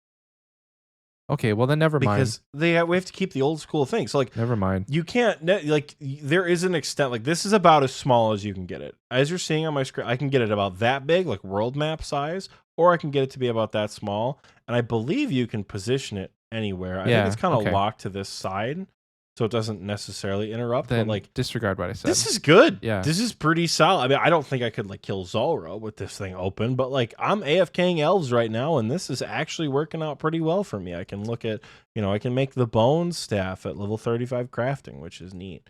I can do everything because I have 99 crafting, baby. Disregard That's what I I'm said. talking about. Ooh, another step. If we're giving feedback to Jagex on their menus, it'd be really cool to have this menu just be like an actual menu to where you don't have to click on the actual skill. They just have a sidebar that has all of the skills and you can open them up individually without having to like go into your skills menu and then open the skill from there. Anyway, that's cool. Are you Michael? What? One more time, describe it to me what you want. I want to be able to open the skill menu, right? And then from there, change from Herblore to thieving without having to go into the actual skills menu. Is that not... What are you talking about? I think that already exists. Show me how. Okay, so look, I'm here. I'm refilling my cannon. Yay, we're here. We're going to pop a divine super combat and we're going to open up thieving. Yes. And cool, we're in thieving. And oh God, I'm running out of prayer. I got to do that. And then I don't have a hotkey for my skills menu. This is a surprise. But now I got to see what the wood cutting requirements are. And this guy's coming to attack me. So I got to deal damage to him. Yeah. I'm talking about not having to click on your skills menu. I'm just talking about a little hamburger menu that has all of the skills listed on the left side, and you just click, and then it opens up that skill menu. It's not anything life changing. I'm just saying having the ability to not have your skills. This menu. one, the skill calculator. I just think no, not that. I think what you're asking is already in the game. You just have to. You can't look at your inventory and the skills menu at the exact same time. Yeah. But you also can, because there's plugins. There's like inventory plugins that you can like show. Yeah. Other stuff. I think you're asking for stuff that's. Zeno says I'm so confused what Michael wants. Yeah, I just too wanna am kind of. Okay. But like to clear it up, they have the skill menu, right? But to access any other skill menu, you have to go into your skills tab. It's the one next to your quest tab. You go into the skills tab, and to go from thieving to herblore, you have to actually click the herblore icon. What I want is if you've already opened, say you've opened the herblore menu, put a little hamburger menu in the top left, and then when you click that, it has all of the skills listed, and you can just go down the list and see all of the skill, whatever you call these. Are they like skill guides? big dog. That's more clicking. Who cares? You're asking for more. Hold on. You're asking for more clicking. You're asking for instead of being able to click on strength to attack, you're asking to go from attack to a different menu to pull up a menu that's already in front of you to click on strength and go like. It's not that serious.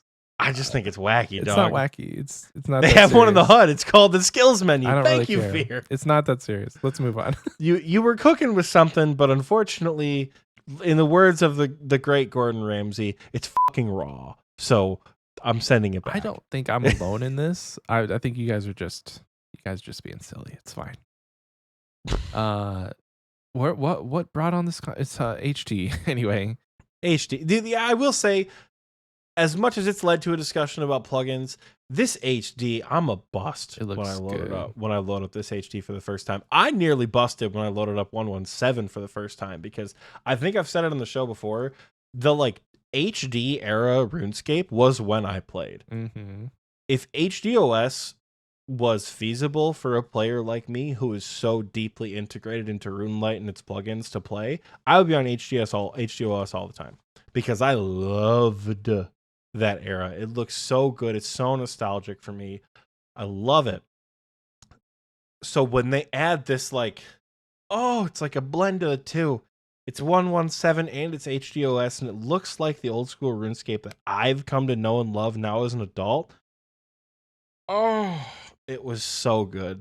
Fear says when they're announcing HD, I was scared they were going to give us fingers again. Hopefully, no. I like my little fingerless mittens that I use. I don't need anything else. I just want faces. Like, to me, just like the black slits for eyes, it doesn't do it for me. Like, I love to see the faces in the chat box when you're doing quests, because they're so emotive and like they give you a sense of reality. But just having the little black slits, I don't know. They did faces with the elves NPCs, and I think that's cool. Yeah, but also like Illunid, like I think they just look. They added so much detail that it just doesn't. It looks kind of strange. Granted, old Illunid also looks really strange. But HD good. I'm with you on that. If HDOS, the actual client, had more quality of life stuff, and it wasn't going to be such a process to port, to find all the plugins that you want, to use, I would probably use HDOS, because I also am a product of 2009 when RuneScape 2 at that point was like had their graphical change, and you could choose standard or HD, and that's probably the most that's when I got my cooking cape. That's the era when I got my first 99, when I was actually probably playing RuneScape the most back in the day, is the HD era. So I mean, not more than you play it now. Yeah, back in the day, like back when you were a kid. Yeah. So yeah, I mean, I'm optimistic, and I think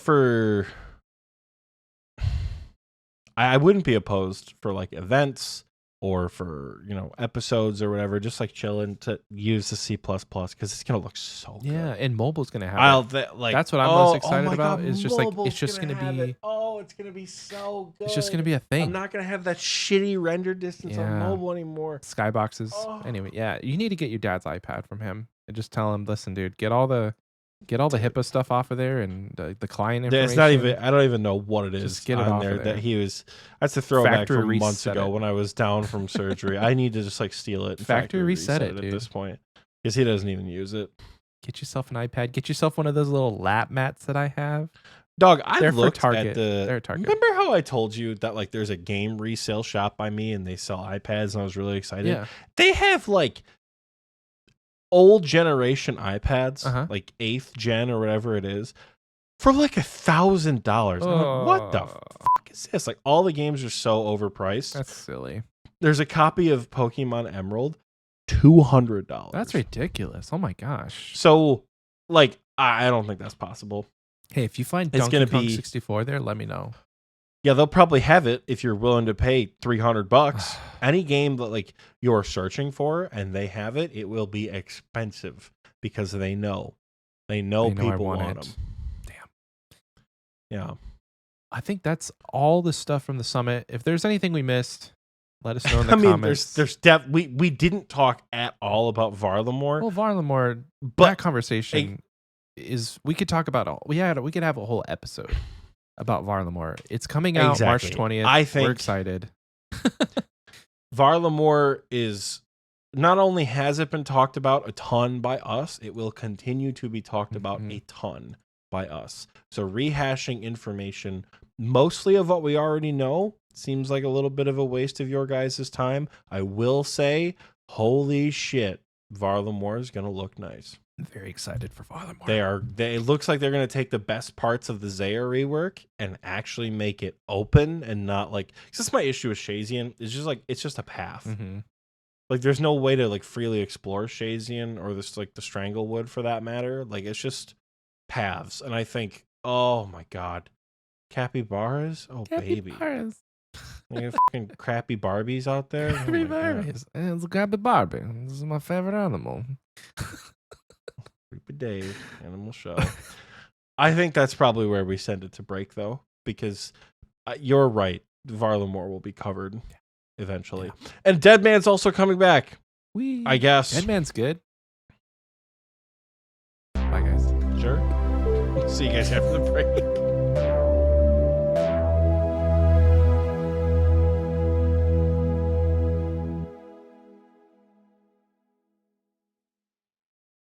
Damn desk is always full of papers ever since he rolled it. Oh, didn't see you there. Good day to you, mate. My name's Herman Karanos, founder and director of this here Piscatoris fishing colony. We don't get too many visitors way up here, but I'm glad you stopped in. Stick around for a bit, I'll be more than happy to give you a tour. We interrupt this broadcast to bring you an important safety announcement. Attention. This is a message from the Gillinor Protection Agency. We have received unconfirmed reports of a dangerous anomaly located off the southwestern coast of continental Gillinor. Preliminary data suggests a large, winged, serpentine-like creature, although exact descriptions of its coloration and pattern have been inconsistent. The creature has been sighted in bodies of water that have historically been classed as toxic to most forms of life. It is unknown whether the creature can live out of water at this time. No data from the fossil record matches these early reports, and therefore the Gillinor Protection Agency has classed this creature as a biosynthetic anomaly, rating hyperlethal. All cognitively sentient races within the immediate vicinity of the reported anomaly are advised to evacuate the area and remain inland until the Gillinor Protection Agency can identify, confirm, contain, or destroy the anomaly. If you come into contact, do not engage with the anomaly. Close your eyes and keep still. The creature may leave you alone. Please await further instructions. The Gillinor Protection Agency thanks you for your cooperation. You will now be returned to your regularly scheduled broadcast. After all that, you still want to stick around? Well, glad to have you on board then, mate. We'll get you started here shortly and you'll be a fisherman in no time.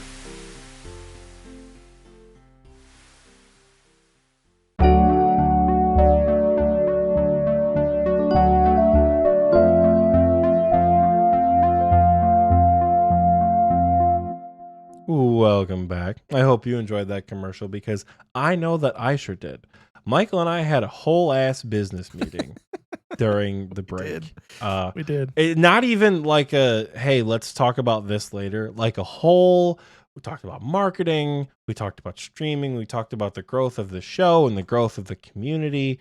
All with the recording booth chat there, just like giving feedback and input the entire time. So if you want, or like, hey, I want to waste $10 on two guys, do I have the website for you?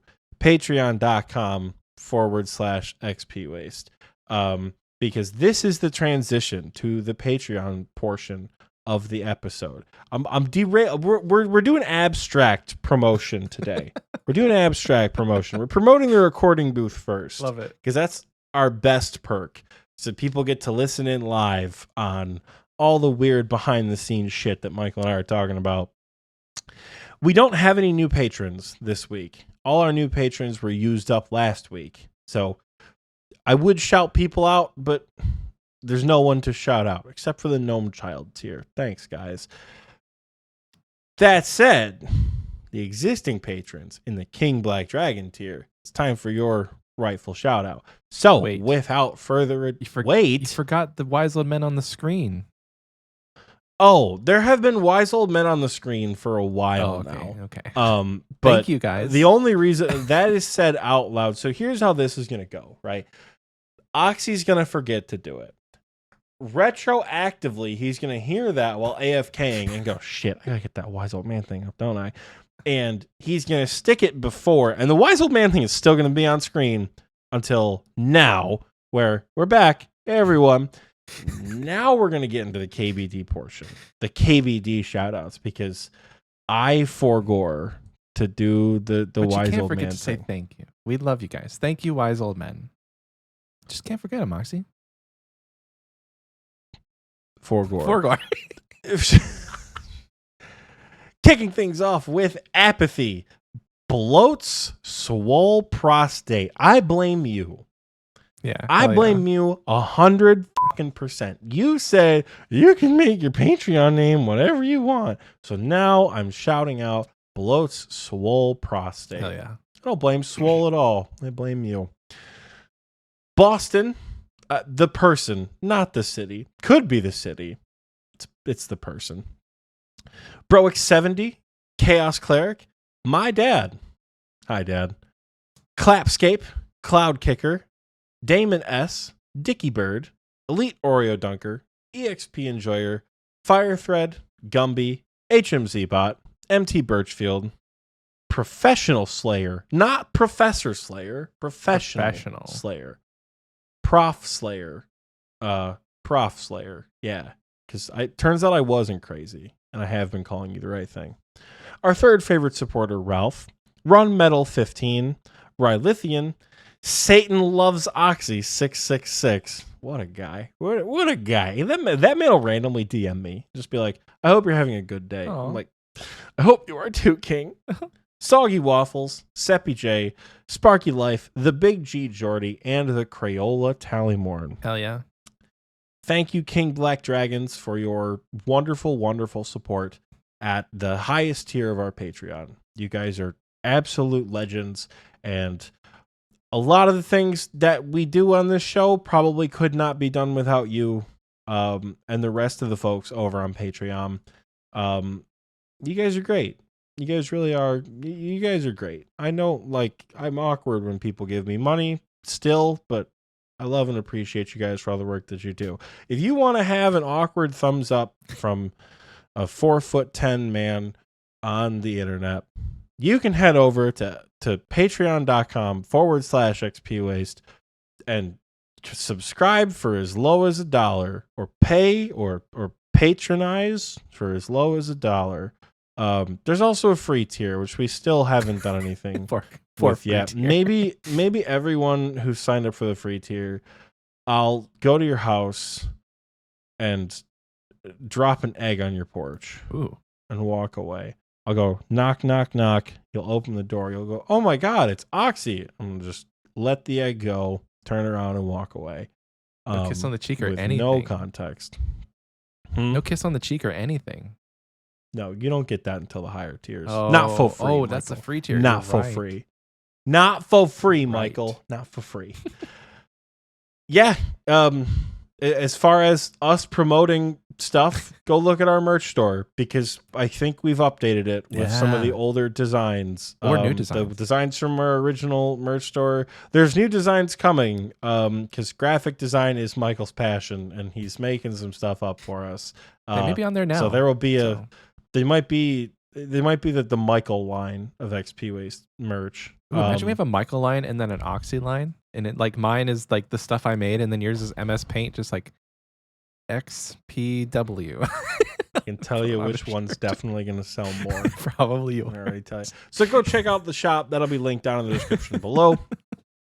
I believe it's time for the community question. We asked this community question last week with the goal of answering it with Hanani. Oh yeah. And to the surprise of no one, the episode got off the rails in the best way, and we just didn't do that. And I think it was a good decision because nothing was forced, and it was a good time. So it's community question time. Michael, take the reins back. I got it. Get her going. Here we go. One quick note about Patreon. I had a conversation with one of our Dutch patrons, formerly known as Broix70. The pronunciation of his name is actually Brooks70. You got to throw the little. It's like Brooks, like a brook, a river. That makes sense. Brooks70.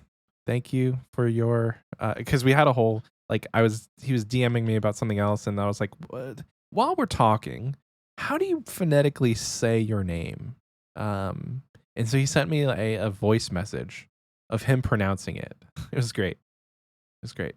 It is the community question time. There's a long one. There's a long one. And I think this, quite honestly, this would have taken at least two hours to get through if we had done it with Hannah.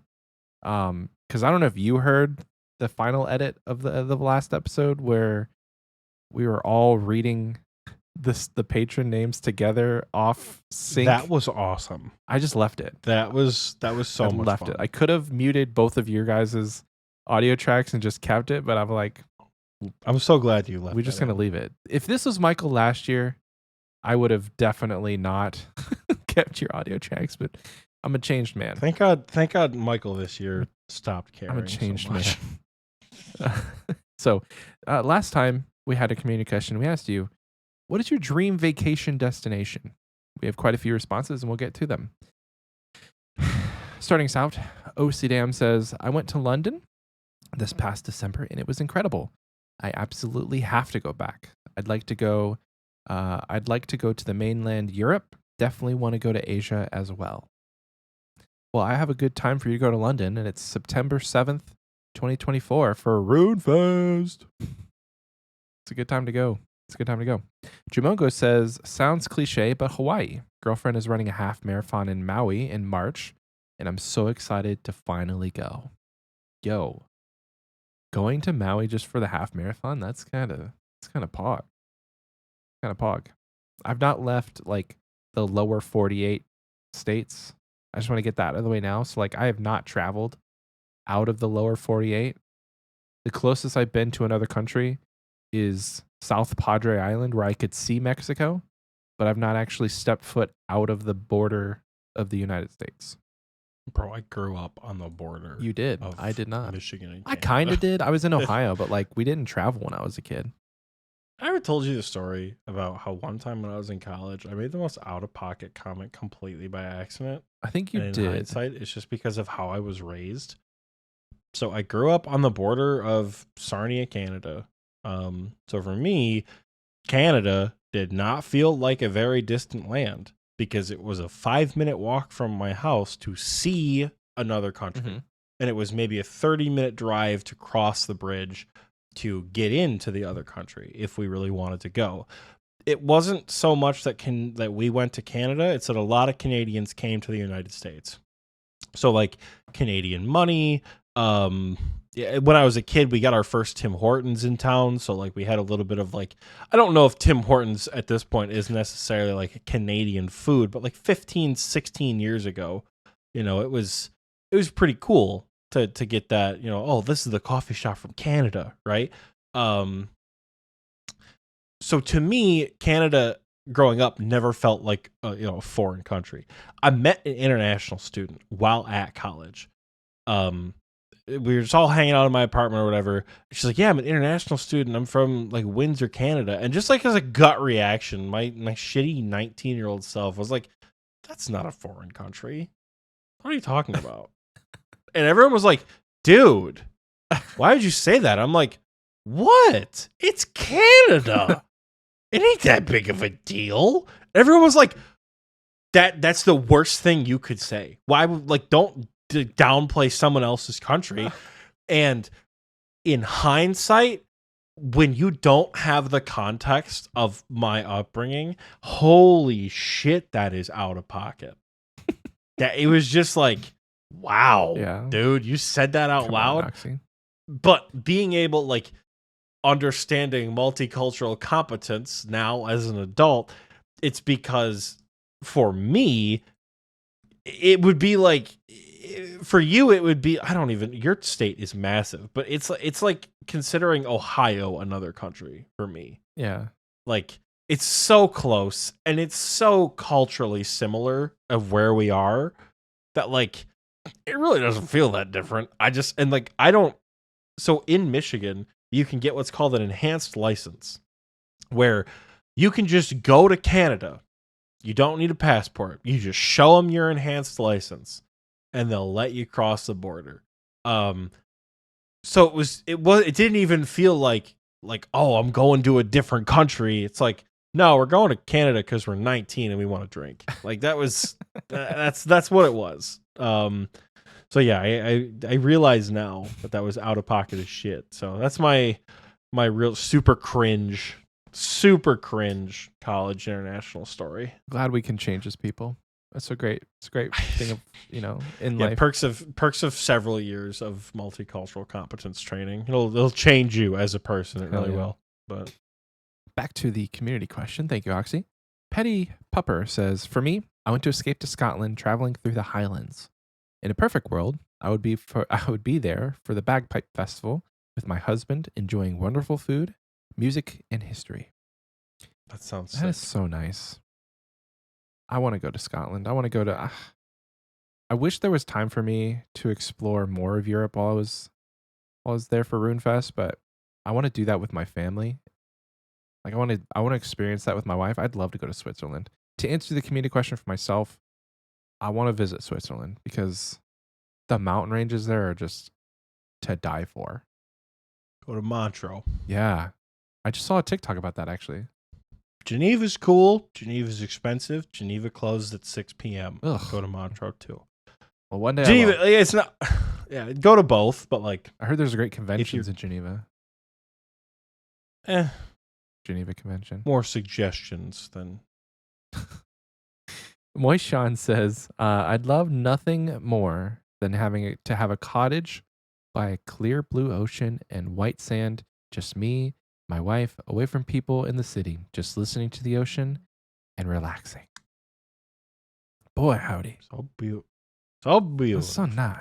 And it's not too hot. It's not too cold. The weather's just perfect. Boy. The places like that exist. That's not a fantasy. Like places like that, you can have that. And that's just the great thing about this earth. I don't know how to say this name. Rhinity? They just said Lumbridge. Just Lumbridge. Meet me in the wilderness. I can take you Take there. you to Lumbridge for free. I read this while you were doing your little spiel about Canada, and I'm going to butcher some of this. Just Swole says 1-9-11 Sri Lanka. Gail Crikey oval watching Nathan Lyon debut and take 5 wickets. Or just kicking back, chilling in Cuba, sampling their local cuisines and smells. Did you understand that? I didn't. The second part I did, chilling in Cuba, but like... No, repeat the first part. 1-9-11 Sri Lanka, comma, Gail Crikey, oval watching Nathan Lyon debut and take 5 wickets. Huh? Okay. It sounds like, hold on. It sounds like September 1st, Cricky? 2011. Gail Cricky? I say crikey. It sounds like Gale, somebody is a player of a sport. And what does he do? He takes what? 5 wickets. No, Swole wants to. Oh, maybe this guy takes 5 Watching wickets Nathan of whatever Lyon that debut is. and take 5 wickets. Yeah, that sounds like I'm watching Jared Goff play in his first game and he throws for 400 yards. That's what that sounds like to me. So maybe it's a sports thing. Maybe. Okay. Sounds like a specific cricket game. Yeah, it sounds like he wants to travel to a specific cricket game. I promise it. Like, if the beauty of multicultural competencies, you gotta hear it a couple of times, but eventually you'll get there. So it sounds like, Swole, you're trying to go see a specific cricket game, which is pretty cool. Nice. Or go to Cuba. Either Well, way. either one, you know? Either one. If we're wrong, please let us know. I think this would have been a great time to have Hannah Annie here to help us with this this translation. Next up, we have DJ. They said Iceland. Simply put, Iceland. I agree. That's another destination I would love to visit other than Switzerland. I think my top 2 are Iceland and Switzerland. And you can tell I'm a mountains guy. You can walk Iceland in like 4 days. I had a friend that did it in grad school. The entire island? It's not that big. Huh. You like it's not even like It's like the your Golden like Circle, Call right? of the Yeah, it's not even like your Call of the Wild out there. Like, it's a planned thing where you can like stay in. I'm sure they have travel things that'll like book you different hotels or campsites. That's actually very You can interesting. probably stay for Just a week walk and just the go whole all of place? Iceland on foot. Yeah, 100%. That's cool. Not Greenland, No, Iceland. Punkus says, I'd love to visit Japan because I really love the history and culture of the country, and I also love sushi. I'm not a sushi guy, but I definitely want to go to Japan. Oh, I am. The ramen to die for, probably. The hard part is, like, I'm a white guy with tattoos, and they don't take too kindly to white people with tattoos. Culturally, they don't like tattoos. So, who knows if I'll be able to experience the whole thing. But just have to cover up, I think. Brimhaven, what was the... I'm trying to find a star. Hold on. Southwest Brimhaven, PO8.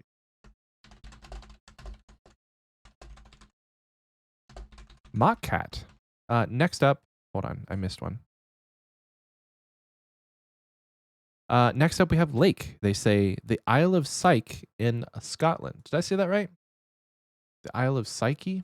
Syke? S-Y-K-E. S-K-Y-E. Sky? Sky? I don't know.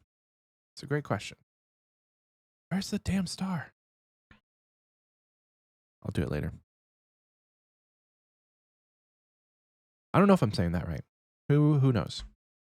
We have Mockcat next. They say dream vacation would take me to Ireland and Scotland. Also, a bucket list item is to go to Jordan to see Petra. My wife and I are people that love the history of the place as much as the experience. Scotland and Ireland are big on these lists, people. I'm seeing a trend. Fizzle says it changes with the season. Right now, I'm effing cold, so I would love to be sitting on a beach with a bunch of fresh fruit in Costa Rica. Hell yeah. That's true. Like, if you're in a colder climate, maybe you want to visit somewhere a little warmer, but like if you're in Florida, send them to the mountains. Like, get some snow under your feet. Although 50 degrees in Florida is apparently really cold and they break out their winter gear, which I think is hilarious. Doom says, somewhere deep in the fjords of Norway with a rowing boat, countless encyclopedias, and a log burning stove. Damn. I never knew I wanted something so bad. Countless encyclopedias. What a dream. Just reading knowledge, reading things, gaining knowledge with a log burning stove in a cabin. The man's out here verbalizing the male fantasy. Is that the male, like, is that like equivalent to the Roman Empire? This is Bro, my Roman escaping Empire. escaping into the wilderness by yourself with nothing but a canoe and some books to read to be like smarter and in your own thoughts. Yeah, 100%. Yeah. That's male fantasy material right there. When people ask what do men want, that is it. Take me there. Take me. Riley How says. long has my Serp helm been uncharged? Amalfi Coast, giving me Catherby vibes. Amalfi Coast. Amalfi? I say that right? Amalfi Coast? Where is that? It's in Italy. I think I've been there. Oh. Is Amalfi Coast Cinque Terre? I may have been there. Tallymorn says in the recording booth, I just joined and heard Florida in 60 degrees. It was freezing my balls off the other week, and it wasn't even below 40. Are you in Florida, Tallymorn? I would assume. If you were freezing your balls off in 50-degree weather. Oh, yeah, they are. Okay, cool. Our boy Nate Dogg says, a 2-month trip to Japan during the cherry blossom season. Doing a rolling celebration as different parts of the country begin blooming. Wow. That's cool. That'll be fun. I can't having, an actual child in a job that keeps me in one place. I can't imagine going somewhere for longer than a week, but a 2-month stay in another country would be a lot of fun. If you're staying in the same place, you can do it. If you're traveling to a bunch of different places, a week is enough because it's exhausting to travel. Or it's not even a matter of do less time. It's just travel less places. Joshua says Japan, baby. Japan and the other islands in the UK seem to be very popular for people to want to go to.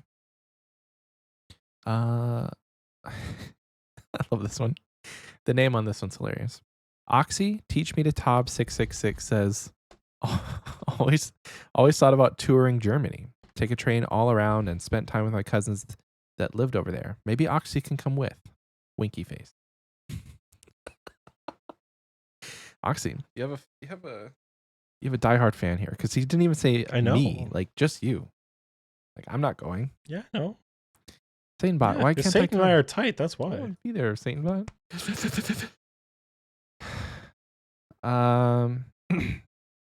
Oops. Next up, we have Alex. They say Iceland. Have already been there and seen half the country, so definitely need to go back and see the rest. And they put a little heart eyes emoji on there. My wife went to Iceland 2 years ago without me because she had one of her best friends was like, "Would you go on a girls trip with me?" She's like, "Yeah." So I didn't get to go, and I think I couldn't take off work, but I wouldn't want to impede on their fun if it's a girls trip. And she got to go to Iceland, and she's like, "We have to go."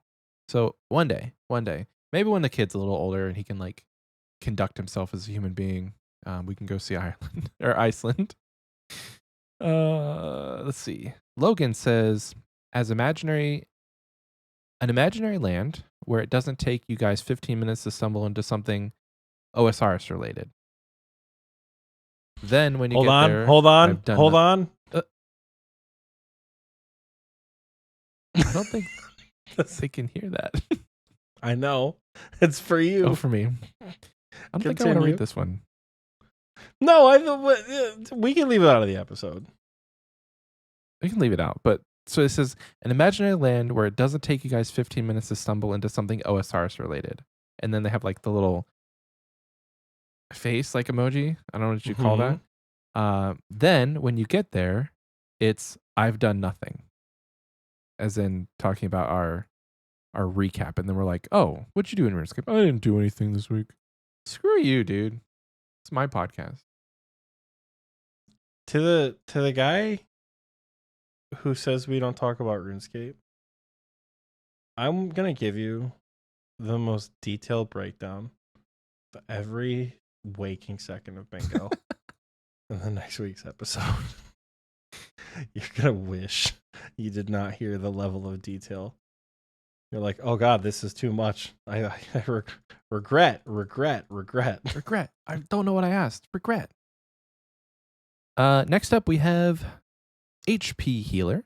They say, I have so many, but one dream vacation would be to see the Rio de Janeiro. Brother. Come on now. It's new to me, actually. I've never been out of the United States. It would be to see the Rio de Janeiro for a month training Brazilian Jiu-Jitsu. That was not fake. I literally just stuttered saying Brazilian Jiu-Jitsu.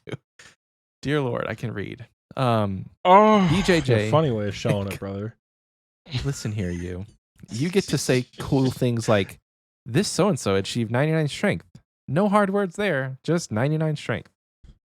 You want to take my section? Sure, I'll do it.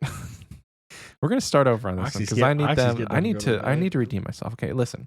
HP Healer says come on, there's no way you're trying to redo it. You can edit this out if you want to, but it's staying in. You know it's not getting edited. You know it's not getting edited out. HP Healer says, I have so many, but one dream vacation would be to go to. He did it again. I can't help if the grammar on these is not where it should be. You don't know this, Oxie, but sometimes I add words to make it make sense. Listen, I do know that because I have also had to read responses, and I also know how to read and fill in the blanks. I don't care that you're having trouble with this. I think it's funny that you're like, oh, dude, I gotta redo this and not stutter, and then redid it and stuttered again. Okay, guys, that's been a fun community question. No, I'm kidding. No. I have so many, but one dream vacation would be to go to Rio de Janeiro for a month, training Brazilian Jiu-Jitsu, and going to different beaches there and partying with the craziest people. See, I can read. Just takes me a minute. Proud of you, King. Iron Chomper says, visit the pyramids and be able to do whatever I want around the area. The pyramids would be cool to see, just like as a side note. They're older than most things on this entire Earth. I've heard the pyramids are a very strange experience because if you look in one direction, there is the only remaining wonder of the world, of the original 7 great wonders of the world. It's the only one that's left, the pyramids of Giza. If you look in one direction, if you turn around, it's just like Pizza Hut. Yeah. It's just like a strange kind of deal. It's like certain angles. It's like isn't bad, but yeah. Certain angles you can see the pyramids, but then if you you zoom out a little bit or you change it just a bit, it's like that's modern society right there. Interesting. Matt LaSala says vineyards in Italy. Ooh. I've been. They're good. Yeah. Good content. Good content at the vineyards. My wife and I watched this YouTube travel blog couple, and they have they've traveled to Italy, obviously, but they met an older couple who lives in Italy on one of their excursions. And they just became friends with them, so much to the fact that every time they go to Italy, that's who they stay with. And this couple owns a vineyard and makes their own wine and stuff. And so that's kind of a dream, is go to Italy, meet a nice older couple who owns a vineyard and just become best friends with them. And every time you visit the country, they take you out to go to eat, and they have Vespas and you just ride around the city. It's cool. Last but not least on Spotify, Brooke70 says, I really want to visit Cerro Gordo one day. Been following his YouTube channel since day one. Road tripping through the USA is something I really want to do as well. I don't know who Cerro Gordo is, but sounds interesting. And road tripping in the USA, that's an experience. If you're not from the United States, just being able to see so many different cultures and different communities in one road trip, just 3 or 4 days across the United States, that would be fun. The Europeans simply do not understand what it is like to drive, because they'll drive for 8 hours and they'll go from London to Moscow. We'll drive for 8 hours and we'll get to one end of Michigan to the other. Facts. 8 hours and you're still you haven't even made it to the border in Texas. From where you are in Texas, I feel 8 hours in any direction, you're still in Texas from where you are. Yeah. You could go north a bit and you hit Oklahoma pretty quickly. but west, east, and But south. what's pretty quickly? It's like like- an hour and a half. Oh, is it really that Yeah, quick? we're Okay. really close to the northern border, but like east, west, and south, 8 hours is you don't hit Louisiana in 8 hours from where I am at. All right, we have some YouTube replies for the same question. What is your dream vacation destination? Mandrew says it depends on who I'd be going with, but for myself, I'm American. I really like to make it to RuneFest one of these years now that they're happening again. Hell yeah. Mandrew, come on out. I follow this Come guy on on out. Twitter. He's got some pretty solid takes. Ooh, okay. Solid takes on Twitter. Come on out. Come to RuneFest. Come hang. Let's do it. Xpwaste bar meetup. I think that's happening. We'll talk more about that in the future, but that's what we're planning. I mean, that's the extent of the plans. Is Michael Well, and I are like, going to you go to know, a bar and we're What going to day, say what time, what bar? We don't know that yet. A round of shots on us or something. I don't know. Jacob Cross. Jacob. Next up, we have Jacob. They say, Moonclay Island in the Caribbean, laying on a near empty beach with my family, enjoying the relaxation. Lovely. Here's a question for you. Do you say Caribbean or Caribbean, Oxie? I've always said Caribbean because Pirates of the Caribbean, though I'm pretty sure it's Caribbean. I'm not sure. I think if you're talking about the pirates, it's Caribbean, but if you're just talking about the actual place, it's Caribbean. That's how I always do it. But I think it's funny that there's just a different way because it's Pirates of the Caribbean doesn't roll off the tongue as good as Pirates of the Caribbean. And finally, for this community question on YouTube, we have Zach. They say, I've been there once, but Hawaii. Amazing weather, good food, and I can chill on the beach or in the water all day. Just remember, if you hear a whistle, there's a shark coming for you and you need to get out as soon as possible. Good looking out. Good looking out. Thank you guys so much for answering this community question. It's always a pleasure reading your answers. If you'd like to answer this week's question, it will be, what are you most excited about from the Winter Summit? And why is it scurious? Wrap-ups. You can. Do the DT2 combat achievements come out next week? That's going to be something right there. Okay. I swear to God, if Blorva is not in the GMs, I'm going to be sad. Well, Not that I can do Blorva and not that I have GM. I just think that the Zuckhelm should remain as the prominent challenge for PVMers in old school RuneScape.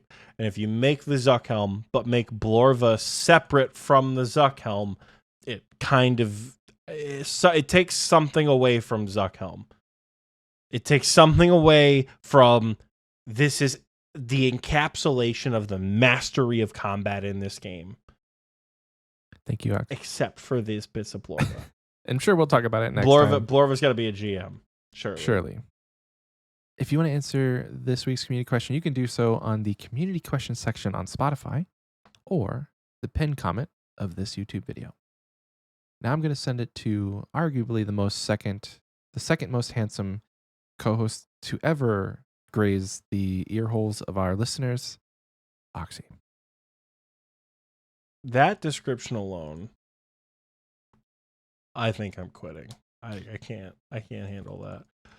The second most Anyways. handsome of all time? I think that's really good. It's the grazing the ear holes, Oh. I think, is what did it for me. But yes, it is Achievement of the Week time. I'm doing a master clue right now because we need a mimic for the board, and I got a hard clue doing elves, so Ooh. we're going to go do that. But while I do this master clue, we're going to do Achievement of the Week, and it's a big one because, as I'm sure you guys noticed, we did not do Achievement of the Week last week.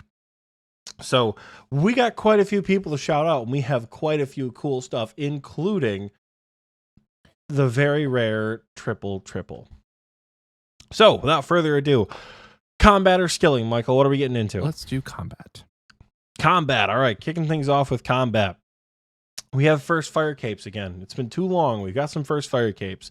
We have Mills 206. We have Bravo Zupal, and during the episode, during the community question, if you're watching on YouTube and you saw me go like this quietly, SD Glockta also got their first fire cape Oh, hell yeah. while recording. Live on the pod, baby. In addition, Brett got their first Corrupted Gauntlet KC. Cloudwind got his first Fazani's Nightmare KC. I think I said earlier, I'm like, did Cloud get it now? Because Cloud, I thought, like, Cloud is a gamer, and I thought he would have already killed Fazani's Nightmare, but now he has.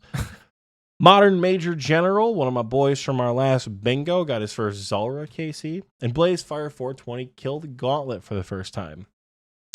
Speaking of stuff being done during the show, Bone Owner, while recording, completed the Medium Combat Diaries.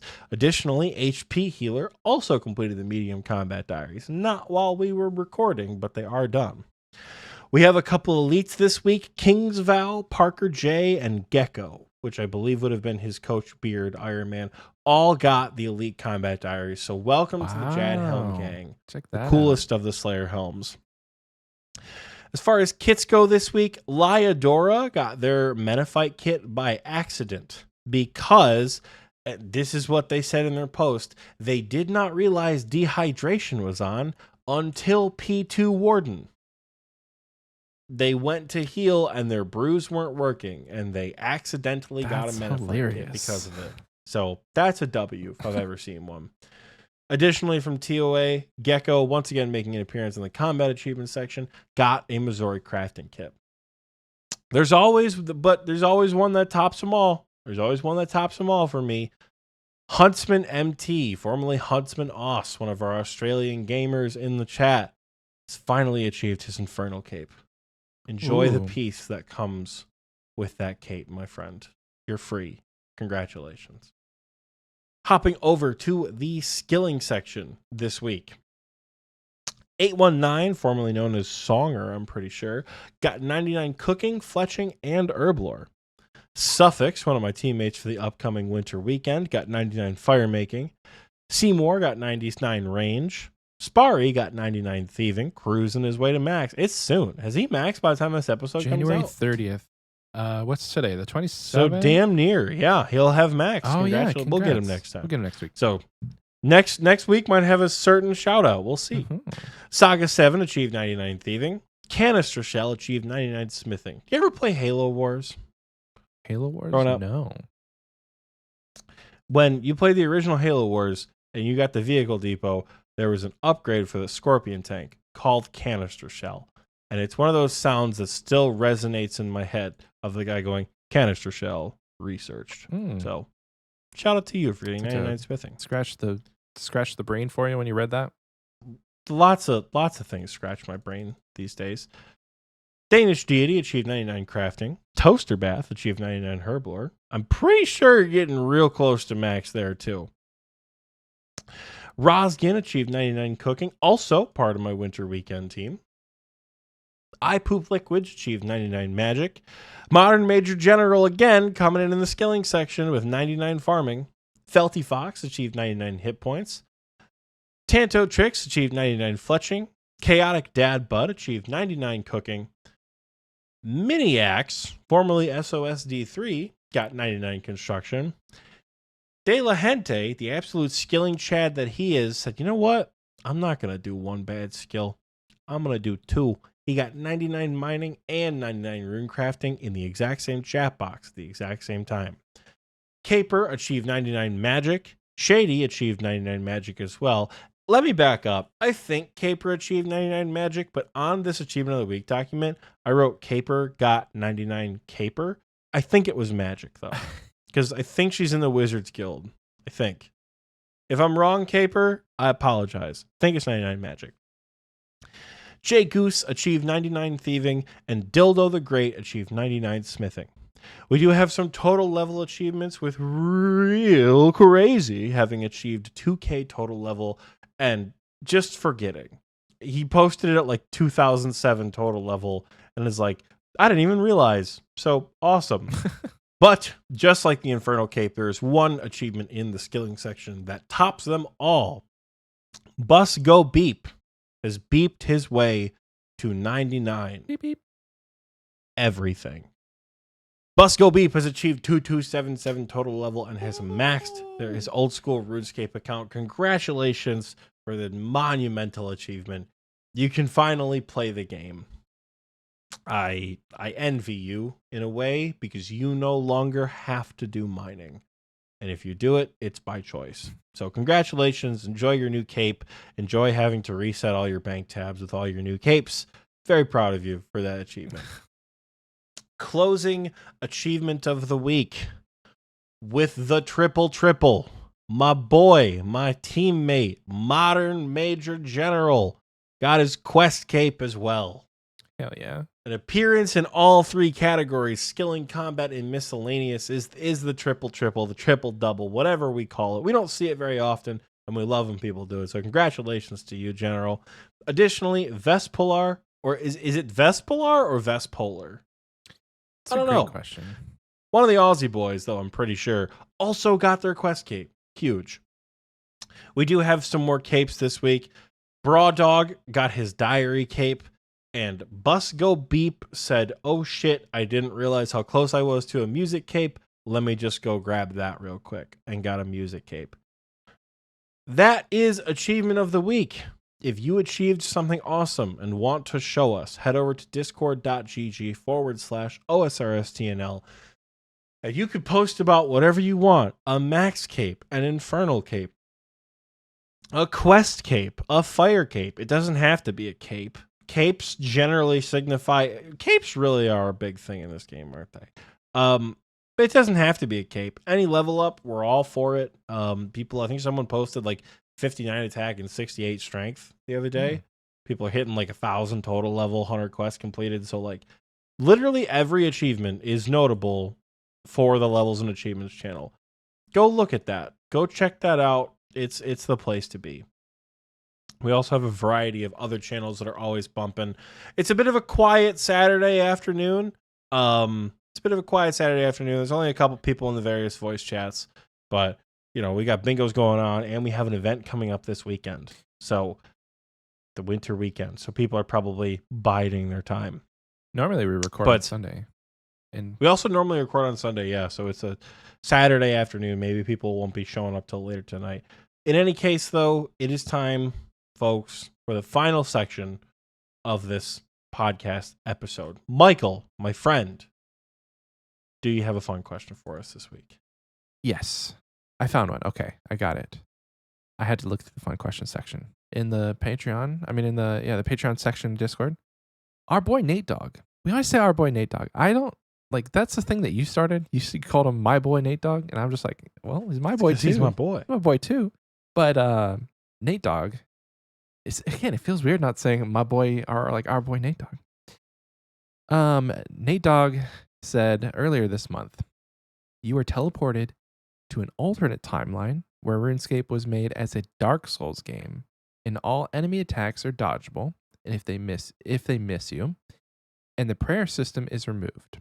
Which bosses or encounters would be the most fun or the most unfun? Vorkath would probably be pretty lit. Okay, so I've never played Vorkath would Dark Souls, Probably be pretty so lit. that's kind of where I'm struggling with it. Just not a ton with this question. I can understand the mechanics, but which ones would be the most fun to play? I think like one-on-one encounters would be just that much more engaging. Like imagine doing Barrows, where it's not just like you fight this guy, he attacks you, you attack back. Like what if Aram did actual damage or casted more than just like confuse spells on you? What if he was running around the room and he barraged you, and then you couldn't move to attack him? And you can bring range or whatever, but like, what if those mechanics were just more engaging? A lot of the combat in this game is literally just stand there and fight, which makes it hard to pick because they're all kind of boring when you think about it. One-on-one encounters, at least, not all of them. There are engaging mechanics like Scurious. Is this where my boy is mistaking training Slayer with BDM I think so, again? actually. I'm sorry. Don't do that, Michael. I'm Come sorry. on. Yeah. it's hard for me to talk about PVM questions because I'm like, yeah, Zuck is cool. Never been to Zuck. I think Vorkath would make a very fun, very engaging fight because I'm almost like, yeah, Dark Souls, but also like kind of like Monster Hunter-esque too for Vorkath. Like that would be a lot of fun. I think that'd be super cool. You know what boss fight would suck? Zulrah. There's nowhere to go. Huh. A boss that can infinitely get on any side of you and create area of effect damage that's attacking you. How do you do you dodge that? Do you block that? And you have to have a long range, like a halberd or some sort of like bow or something to take down Zulrah. Zulrah would suck in a Soulsborne style. Crayola says Hunlif. Hunlif is perfect for Soulsborne style combat. That would be a lot of fun. Mm-hmm. I wonder what, because I feel like Dark Souls is applicable to like I feel like Nex would be a Dark Souls style boss. Whisperer could probably be a Dark Souls style boss. But when you think of something like Jad, right? Could you imagine how crazy Triple Jad would be in like a Monster Hunter style gameplay? Where you're like jumping on their back and shit, and they're like attacking each other and damaging each other while fighting. Yeah. Like that would be insane. That'd be so cool. That would be cool. Or you do take it. I don't know how large enemies are handled in Souls games. So that's why I don't have that experience. But you know, being able to like roll out of the way and like find weak spots or manipulating the environment in such a way you force a weak spot to show up, that'd be super cool. I think my most Soulsborne-like game, and I know people are going to get pissed off because it's not a Soulsborne game. It's Souls-like. The Jedi Survivor, Jedi Fallen Order stuff has got that same dodge block kind of combat. It's less dodge heavy because you can parry with a lightsaber. But I'm thinking like those kinds of combat encounters for most bosses could be a lot of fun. Or again, Monster Hunter style combat. I'm realizing now I don't play many games. Other games? Well, I play games, duh, but like I don't play, like my extent of combat is like Halo. Recently more like Baldur's Gate and RuneScape.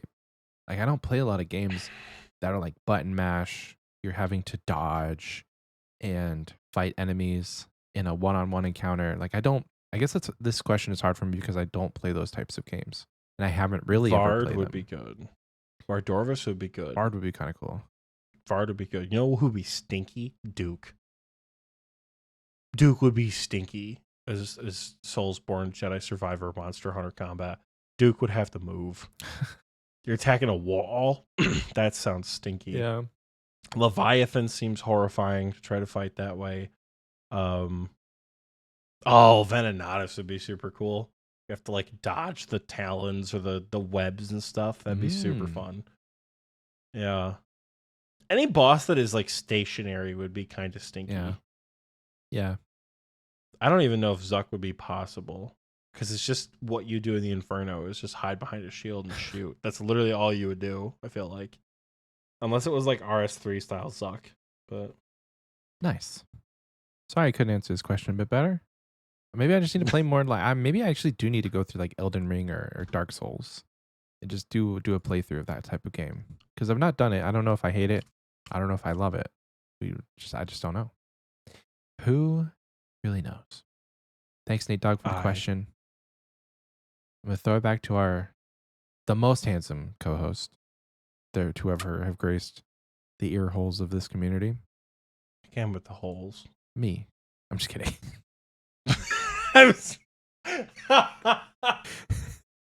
You gotta take us out now. Come on, you gotta take us home. Take us home. All right, Xpwaste. It's been a pleasure. Yeah. Thanks. Anyway, we have YouTube, we have TikTok, we have Instagram. You can follow us on all of those. I think part of this new content strategy that we discussed during the break, I'm going to start posting on Instagram more often. I used to do it every week, but I kind of fell off doing it, and I think maybe some people liked it, and it was a great reminder to engage with us, and like if you guys wanted to comment about the episode and we could have discussions in the comments and stuff, we can do that. So I'm gonna start posting on Instagram at Xpwaste Podcast. I want to start posting more on TikTok because I think that's fun. So try and follow us on all of our socials. We don't have a Facebook, so don't even look. It's not there unless somebody made a group and I'm unaware, but don't do that either. Like and comment on this YouTube video if you are on YouTube, and maybe subscribe. We had just hit 2K subscribers, which is just fun. We have plushies that we got from the Summer Summit, and we're going to start giving these away, but we haven't figured out how. So stay tuned for figuring out how we're going to give them. Maybe we'll do like a YouTube comments thing to where if you comment on the YouTube and you're subscribed, we'll like roll a random commenter. That's always fun. That could be fun. So maybe next week we'll start that, since next week is like our first episode in February. I want to do these like once a month. But that's going to do it for the episode, guys. We love you very much. Thank you for letting us talk and you guys listen. As always, we'll see you next week. Bye-bye.